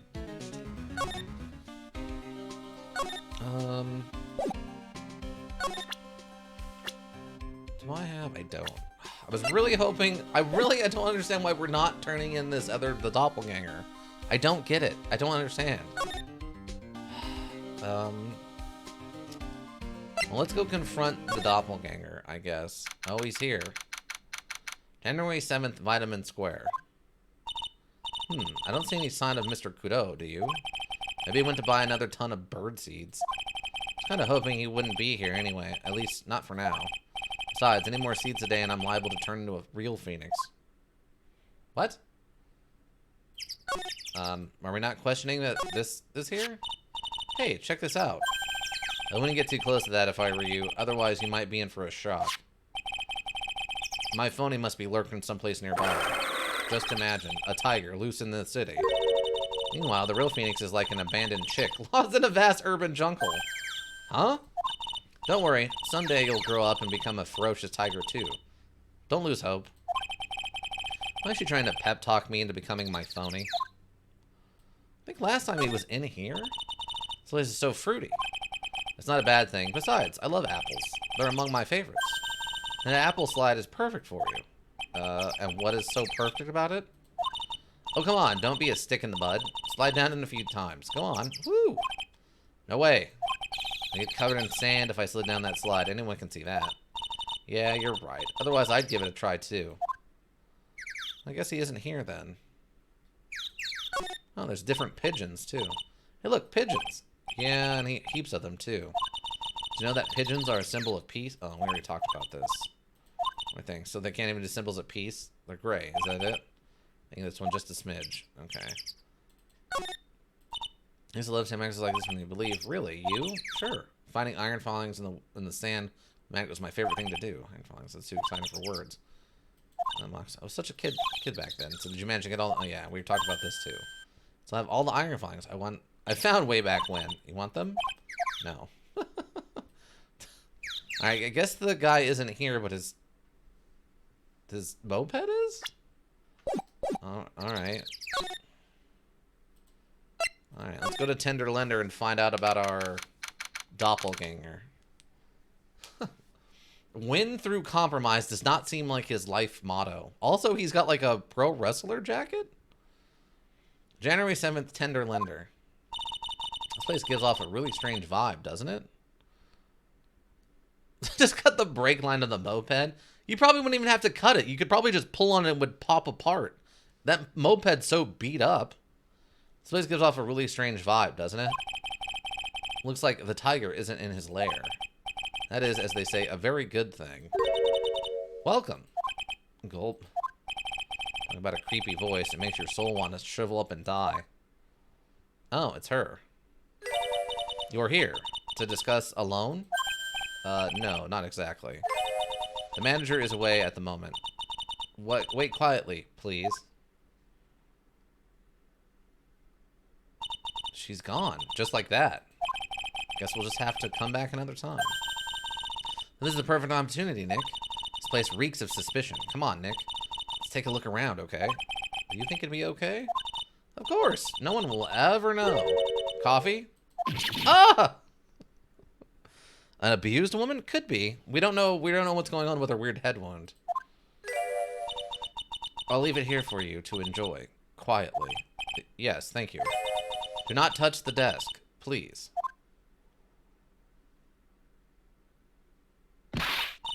Nick, let's get out of here. Now she wants to get out of here. Okay, hold on. Before we leave, I gotta know what's in the CD player. There's a CD player on the desk, but the desk is so loud. The desk is so loud, I wonder how you can hear it. The lid's open. I wonder what kind of music the tiger's into. Have you finished the coffee? Yes, thank you. It was lovely. So, you drank it? All? He. Gulp. If you touch anything else that doesn't belong to you, there's always another cup. Okay. That coffee, it was laced with something. I'm almost sure of it. Nick, my stomach, it's killing me. Oh, wait. Maybe it was just the burger I ate for breakfast. I sure hope so. We better take a look at the CD while we're still alive and have the chance. What the? What? It's not that Rocco soundtrack. Is it Claw of the Tiger? What? It's a demo CD. The artist's name has been handwritten on the disc in pen. MC Bomber. What? This must be the CD Maggie told us about.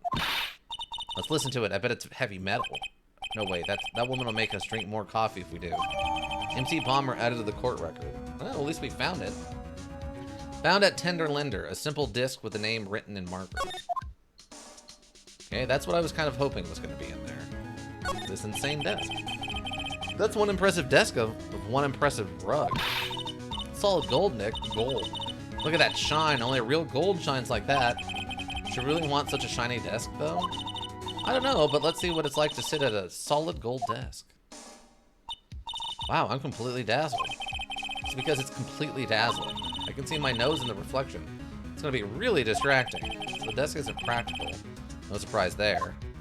Man, an all gold desk is going to be so heavy. Why would you want that? Hey, look at this Persian-style coat. It's so chic. It's more like a pimp coat to me. Guess I haven't gotten an eye for fashion. Would it be some mixtape or love poem or something? Yeah, I don't know if we know what kind of music MC Bomber makes. We just know that that's the name that was put onto this paper, MC Bomber. And also was a reference that Maggie mentioned that she saw a tape on the table with the other guy. So implying that her theory could be correct. Or her statement is potentially correct. I have no idea what kind of music though. I mean, if he was a programmer, I'm guessing he would do like a house or trance music. Something that's like a long form, like lots of techno stuff, but you know. Hard to say for sure. Got an eye for fashion. Hey, look at this. This suit is the same color as the one you wear, Nick. Oh, the blue. Oh, look. Even has a lapel on it. The badge. The same color as my suit. Keep your voice down, Maya. Nick, you've got to take a look at this. Some cake? I'll just leave it here for you. Yeah, sure. Thanks. Just wait here quietly. Otherwise... Sure. Did you hear that, Nick? Wait quietly, she said. Yeah, sure. I have my eye on you. Only so I can take care of you. Understand?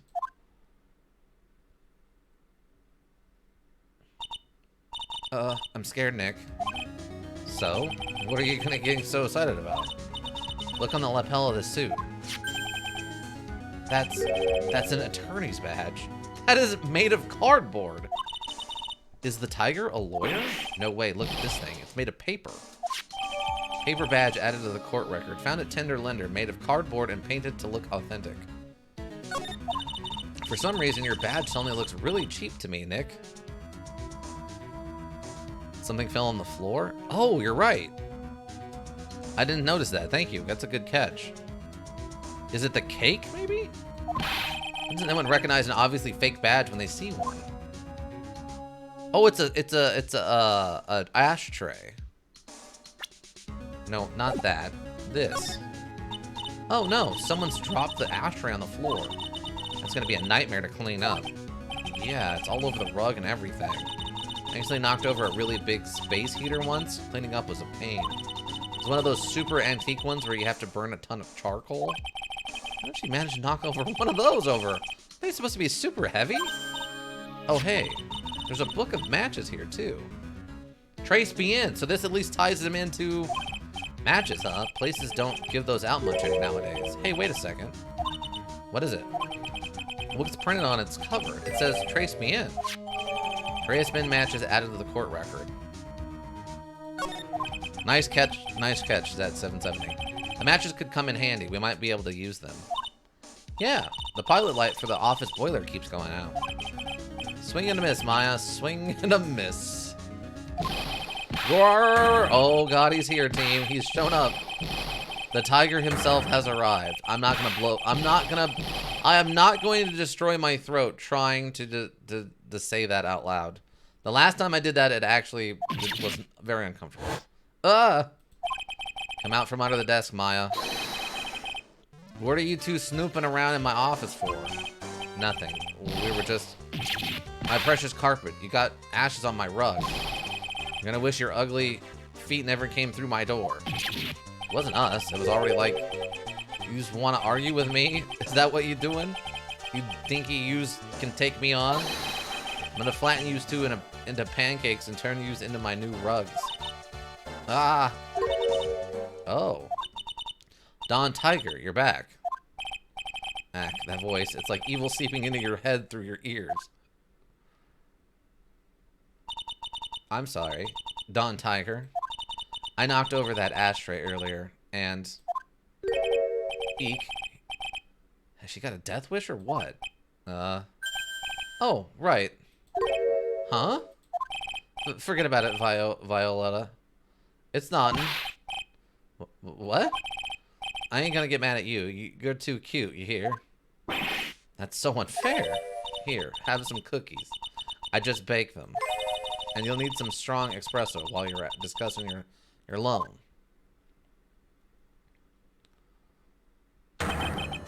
War. Okay. Phoenix Wright. Yes? You's either crazy or just plain stupid to chase after me. I worked so hard, but now you's gotta come and mess up my plan.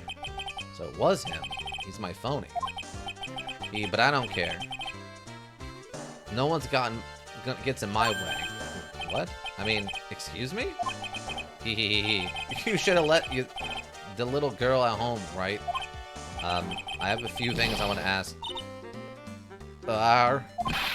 No questions. This is the last time we meet. Okay. Wait. Please. That was pretty weak, Nick. You waited until he was out of the earshot before you shouted after him. Like you're one to talk. I didn't hear you scream, hold it, either. The espresso.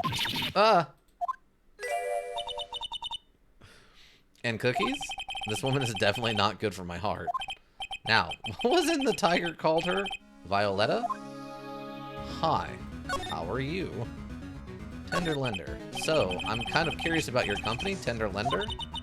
With a warm and friendly atmosphere you'd expect from a family-sized business. A conscientious rate of interest and an attractive repayment policy. I get the feeling this sentence is not going to end well. We will tenderly lend you that little bit extra here at Tender Lender. Hey Nick, things are a bit tight for Wright & Co. at the moment, aren't they? I mean, there's that $500 you owe me for our card match for starters. Why don't you take out a loan? Would I like to take out a loan from a place like this? Not so much. Tender Lender is on your side. So let's say I'm late with my repayment. What happens then? We'd give you more coffee. Strong coffee. Right. I think I'd rather skip 10. Hey, just remember I can make strong coffee too, Nick. Strong tea as well. What happened? So, do you know about the incident we're investigating? What incident? Well, a man was poisoned in a restaurant just near here. That incident?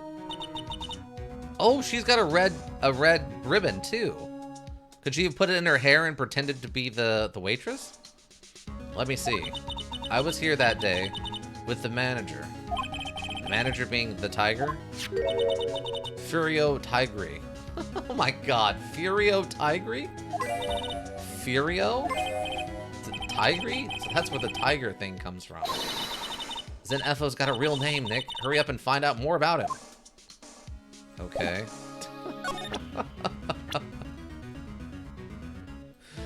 Furio Tiger, age 42. The head of the Tender Lender Loan Company, also known as the Tiger. Can I ask you about the tiger? I mean, Mr. Tigre? Cookie? Sure. How do you like my cookies? I baked them myself. Go ahead, Nick. The honor is all yours. No, ladies first, Maya. No matter how I look at this, I just don't get it. What are the tiger and the scary girl doing working together? We are lovers. That's not exactly coming across in your tone of voice. And I owe Don Tigre my life. He's the one who saved me. The tiger saved you? Please, address him properly as Don Tigre. Otherwise, I'll have to... Okay, Don Tigre, of course, I'm sorry. He saved her life? I'd sure like to know about how that happened. Okay. Saved her life? I'm very frail, you see. Just recently, I died. Once. You died? About 4 months ago, the doctor said to abandon all hope. I guess they were expecting her to take a boat ride across the River Styx. But on Tigray, he saved me. He gave up everything. Everything? When I found out what he had done for me, I was happy. No offense, but I'm finding that a little hard to believe. I decided I'd pay him back with my life by serving him coffee and espresso. I still wonder about what's in her coffee. So is that why you got that bandage around your head? Hee. This? The head bandage. So what's the story with the head bandage? They put it on after the operation. Operation? It's just a little injury. A little fatal injury. Hee. A fatal injury? I just scoffed one herself by this. I just suffered one herself by the sound of it. So that's the injury you were talking about before when you said you had died once? Oh, we have to. Okay. Huh? Erg, she really creeps me out, Nick. Same here, but we've got to find out the truth. Yeah, I don't know if I have the details I need to figure out the truth, though. Let's see. This round doll thing is called a Daruma, I think. I figured I'd read a book or two. Be more cultured in case you were wondering. You mean you aren't making stuff up for a change? I bet you also didn't know that no matter what, he'll always right himself. Come on, Nick. Give him a good shove. Only if I feel like dying. Now, this yellow thing, this is a Japanese chess piece, I think. Oh, okay, so this guy is a Daiomi. This is the chess piece. I think it's a king. Now that not that I'm an expert in anything, I'm more of a reversey person, you know? Assuming she knows what she's talking about. Those aren't exactly your typical mobster wannabe items. They're not trophies, are they? Gulp. Hey, there's a piece of paper sticking out from under here. What is it? A repair bill? Looks like he did some repair work on his car. Does he even have one? $800 to replace a bumper and a light. That's insane. The car's registered to Cadavernius? Cadavernius? Huh? So it's not even the Tiger's car? Why would someone else repair bill be in the Tiger's office? They loan money to people, so they need to know how much money to loan. Or he has to pay for someone else's car repairs because he damaged their car. Or it's a front and that they're money laundering. The car repair bill for $15,000 paid to Tigray by Tigray to the Cadaverini family. Okay, a punching bag. What's this? It's a punching bag. What? No way. You wouldn't catch me walking around with a bag like that. What do you mean, walking around? The design's gross to start with, and it's way too heavy to be practical. Why is it called a punching bag? Don't people know messenger bags are in? I knew it. I was right before back at Tresbien. Paris fashion is more my thing. I really, really hope she's pulling my chain on this one. She doesn't know what a punching bag is. How is that possible? She watches, like, action movies and stuff all the time. Win through compromise. I wonder what that's supposed to mean. It must mean something if they took the trouble to frame it like that. Yeah, well, it still doesn't make any sense to me. That? Ah! That's Tenderlender's guiding principle. Oh? Compromise the customer to win. Compromise the customer to win. You said the inside part's outside, hun. You said the parts you weren't supposed to say out loud. Oh, I see. How about you, Nick? Yeah, well, as long as we don't have to compromise my hair, I'd say we're okay. That's one slogan no business owner should ever explain to their customers. That's fantastic. I actually like that joke. That's a good one. Alright, I think that's everything then in the room. It looks like. Okay. Do you... Wait, what do you have to say about his motorcycle? About this. More coffee? You must have more. No, thanks. Had enough, really. So thirsty. I don't leave the office. I can't tell about anything except Don Tigre. What?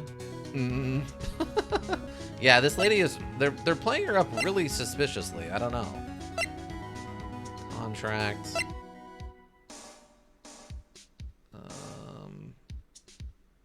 Oh, do you know anything about this? About this. Coffee and this one, no. Okay, what about this? No? Okay. Do you know anything about this guy? About this. More coffee. Really? She's not going to talk about him even though we know they know each other? Huh. Oh, wait. Can I ask you about yourself? About this. More coffee. She won't talk about herself even. Okay. What about him? Nothing? Okay. Huh. The head bandage. I don't know if I have enough stuff to present to get through this. Guess we can give it a shot and see what happens, but I'm making no promises we're going to be able to figure this one out. These are so random sometimes. You can do them on the spot, and other times you have to go through like 2 more full days of getting evidence before you can do them. The head bandage. You said the bandage around your head was from an operation? You also said you suffered a fatal injury to the head, correct? Yes. The operation was very difficult, apparently. Now, by fatal injury, you mean you were hurt very badly somehow, right? Did the injury in question have something to do with this? The scooter? Well, donuts? Huh? I baked them myself. Homemade donuts. Have one. What's inside? Jam and... I'm sorry, but I didn't quite catch that. Thanks, but no thanks. I think I'll pass. Guess that was a flop. Oh. What happened to the woman... Wait, what happened to this woman for her to have a huge bandage around her head? There must be some piece of evidence that prompted her to tell me what happened. Now, by fatal injury... Oh, Viola's home... Okay, home bakery, okay. Now, by fatal injury, you mean you were hurt very badly somehow, right? Did the injury in the question have something to do with this? Oh, the car repair bill, maybe? Ah, it was the car repair bill, okay. I have a car repair bill. From this, it seems pretty obvious that the car was involved in an accident. Let me see that. This bill is made out to the Cadavernes? Yes, it is. I don't think I ever introduced myself.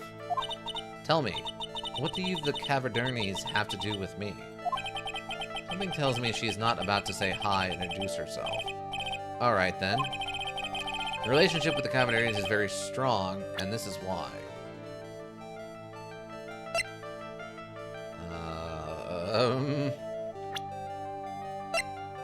Part of the staff and tender lender, a thoroughly bitter person.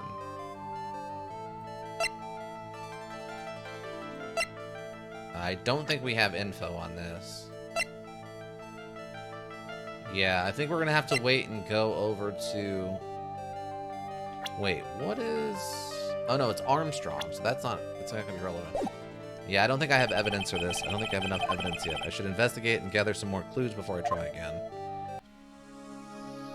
Alright, so I think we're good here then. Oh, okay, never mind. We have something else going on before we go over to blue screen. There he is. Old C's back feeding the pigeons again. There, take this and this and get out of my park. Like I thought, he's really mad.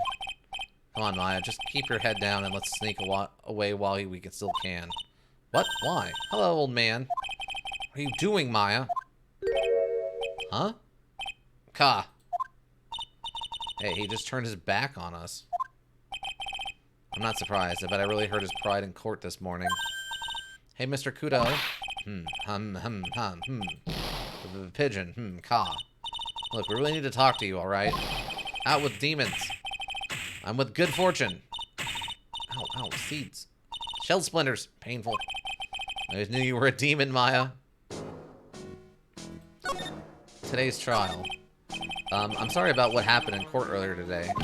God, everyone's been talking about me behind my back now. Dirty old man who was so busy looking at the serving girl's backside. I can't remember her face. A filthy depraved animal. Not at all. Are you listening to me, boy? I don't care what you say. I saw that waitress put it in. She put some white powder in that young lad's Javachino. Yeah, so obviously the hair is different. This is Violetta, and she's in this disguise as Maggie Bird, and she's the one who poisoned it. We hear you. And another thing, the young layabout was wearing an earpiece on the same side as the lens of his broken spectacles. We're really sorry. So I had a little mistake about the vase. So what? I know what I saw. I tell you. Okay, take it easy, please, Mr. Cooper.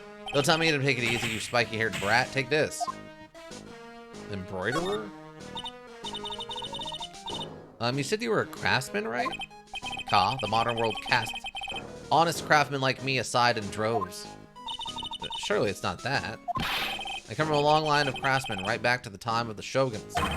You hear me? I didn't become an embroiderer. I was born one. Actually, I'm kind of in the same situation myself. I wanted to stick my finger up that dribbling old judge's nose. Scream right down his ear hole. Objection. Oh, so did you want to become a lawyer when you were younger? I don't think that's quite it, Maya. I think he's just in a bad mood, that's all. I got a tsunami of frustration inside. It's ready to bust out. We let him start rambling now. We might never shut him up. What should I do? Suck it up and see what he says. I better let him talk. There's not much a call for the craftsman these days, then. Of course not. You idiot. All good nowadays is running errands. Errands? Everyone takes advantage of the elderly. Buy some bread, Gramps. Take the dog for a walk, Granddad. Feed the pigeons, old man. What am I, some sort of 2-bit community handyman? I'm about to bust.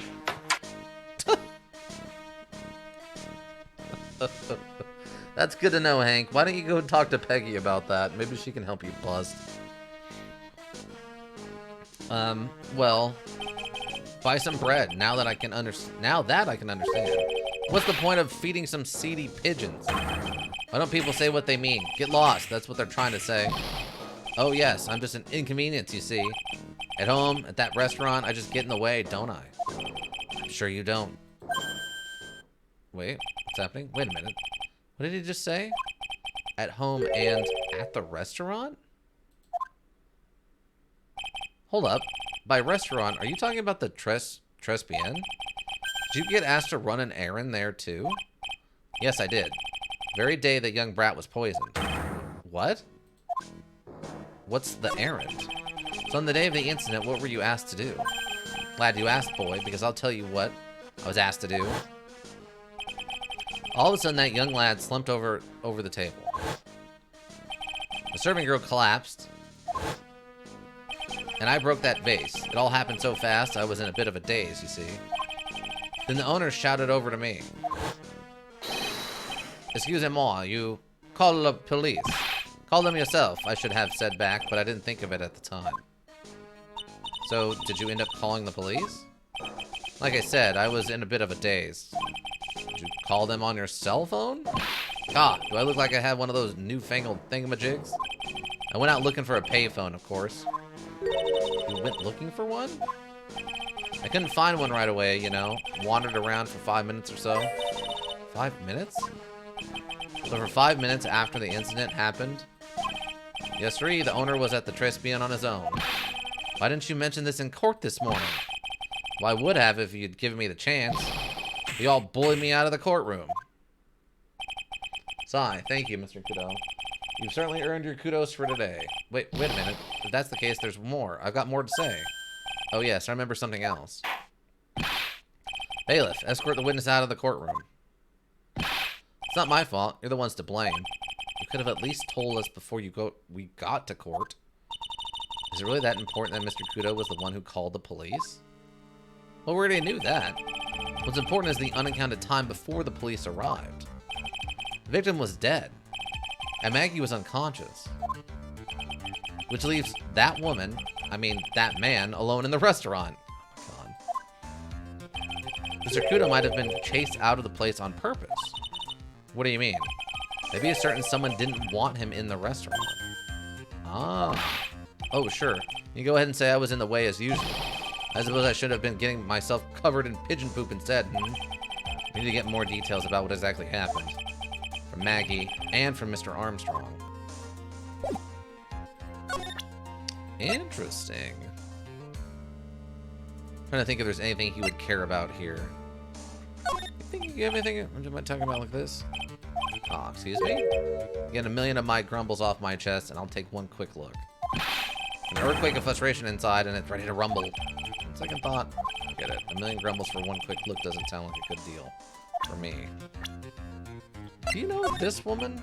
No, I guess you know. Do you know this guy, perhaps? Yeah, you don't. Alright. Okay, I think we're done here, then. I don't think we need to go back there yet. Trace the end. Oh, yeah, we haven't done the stuff with the... Yeah.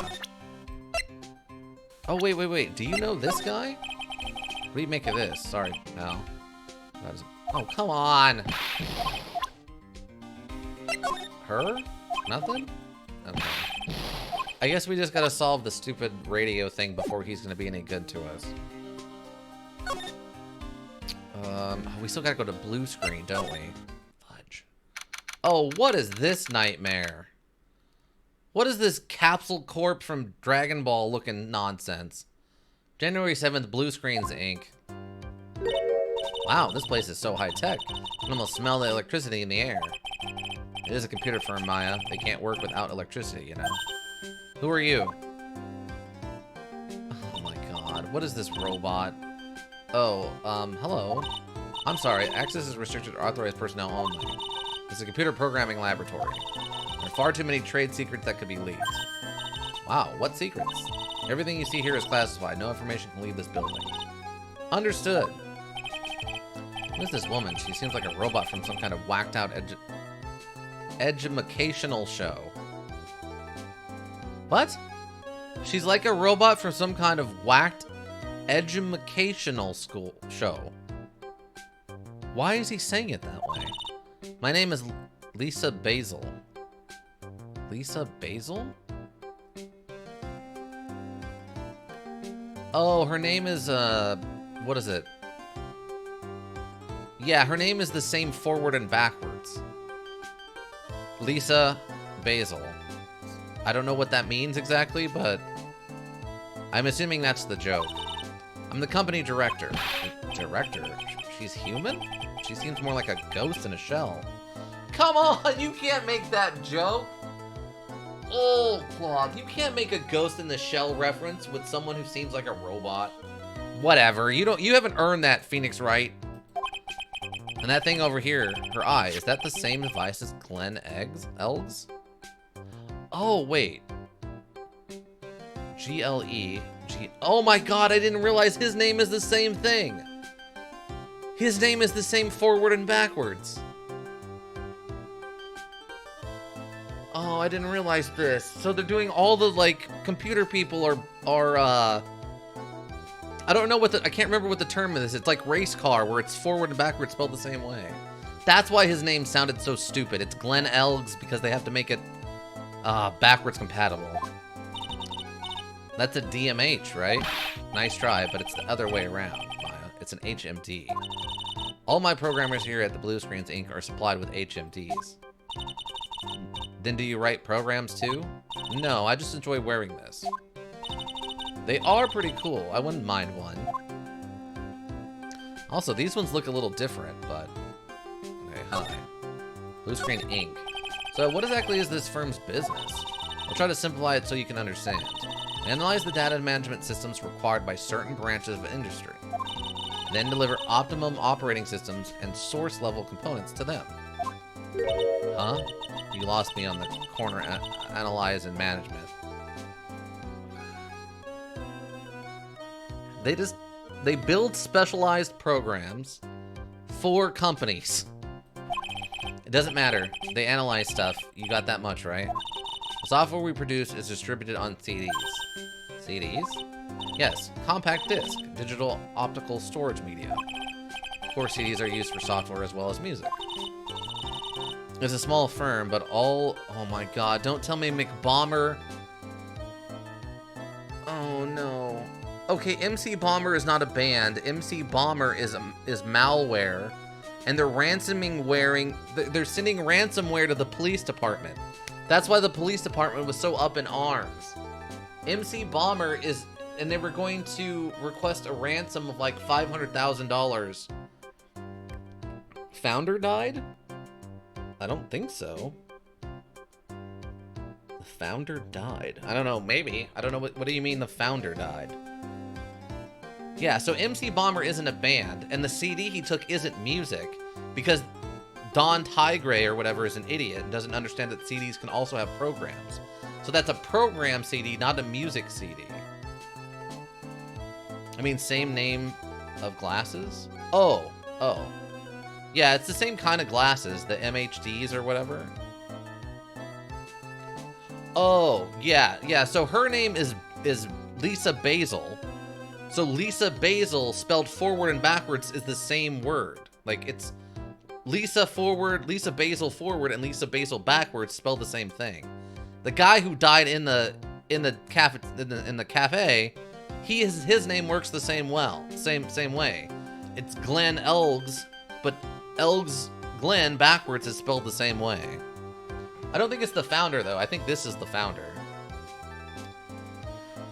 It's a small firm, but all my employees are first-class programmers. Let's ask one of them what they are doing. Excuse me, what are you working on right now? I'm researching the impact of time-slicing common areas, module access to shared global variables. Obviously, program structure influences response time, performance, so the component dependence variables and memory overheads is virtually important to the sexual distraction. Well, you get the idea. This is the sort of thing we are involved in. Did you good people follow all of that? Yeah. Your blank smile just said otherwise, Maya. What happened? You know about what happened, right, Miss Basil? You mean about Glenn being poisoned? Yes, I know. It's terrible. Can you tell us anything about that might be helpful? I don't think so. A police officer was here earlier, too. But I couldn't tell him anything either because the waiter who committed the crime has nothing to do with Blue Screens, Inc. Oh. How about Mr. Elg's desk? Have you cleared it out already? No, not yet. It's this one right in front. Is this one right in front of you? He was in debt to them because he gambles on horses. Oh my god. If there's anything that might be useful to you, you are welcome to take it. I guess there might be a clue here somewhere.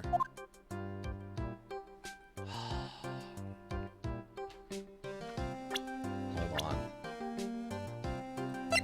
But yeah, Glenn Elg is spelled the same way backwards. Glenelg. Does this lady get added? She did. Lisa Basil. Lisa, Lisa Basil. Lisa Basil. Oh my god. The CEO of Blue Screens, Inc. and Glenn Elg's boss. Absolutely not a robot. We don't know that yet. Alright, let me examine this. Apparently he sleeps here a lot. What is that? I guess those are just notepads? Like note... Oh no, they're punch cards. Wow, look at this mess. Oh, they're betting slips. They're betting tickets. Okay. Looks like they're all betting tickets. What kind of betting tickets? Horse racing, clearly.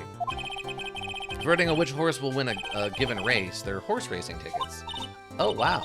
His drawers are stuffed full of these. Looks like they're losing tickets, though. Glenn Elg's losing horse racing tickets gathered up. This many tickets would get you what? A buck down at the recycling center? I didn't know you were so hard up that you try to profit from the dead, Nick. just taking them as evidence, Maya. Wait, you can get money in Japan for recycling paper? I didn't know that. Whoa, look at this desk, Nick. What a mess. It's pretty average to me. We can't get any work done with everything all over the place like this. Looks around, feeling called out. You think? Real whiz kids can work under any condition, you know? He's trying to hint that I should tidy my desk more. I'll clean up my desk when Maya stops asking silly questions. No hurry, then. Hey, this calendar. What about it? If this is another hint about tidying, you can forget it. Someone's marked December 3rd in red pen. December 3rd? That's the day Mr. Elg was murdered. Is there anything else? Yeah. It says meet with the tiger. Wow, that's pretty blatant now, isn't it? How did the police not even come to his work? Oh my god. How did the police not even come here and check to see what was going on? They didn't even try on this one. The tiger? Lynn's calendar added to the court record. Is that it? Oh, wait. No, there's a wall? These pillars almost look like they're moving. It's kind of unsettling. Nah, they just look a bit twisted or warped or whatever word I'm looking for. This office is designed with a futuristic feel in mind. Futuristic? Yes, we tried to imagine what things might look like in the future when we designed it. It helps to soothe and calm the soul. On second thought, I agree with you, Nick. This place is really unsettling.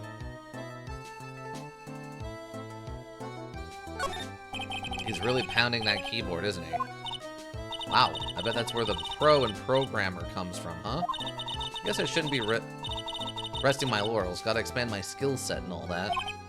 Yeah, that's a good idea. Maybe I could become old Steedy's apprentice. And what about your spirit medium training? I don't think she likes her family job too much. Hey, look, Nick. It's a supercomputer. Looks like it's really smart and wise, doesn't it? Computers are only as smart as the humans who use them, Maya. That explains why we don't use the computers in our office. You work there too, Maya. Yeah, but at least I'm... Please, don't argue about something that's so trivial. Otherwise, the computer will laugh at you. She said she'd laugh at us, Nick. She's a human, Maya, not a computer.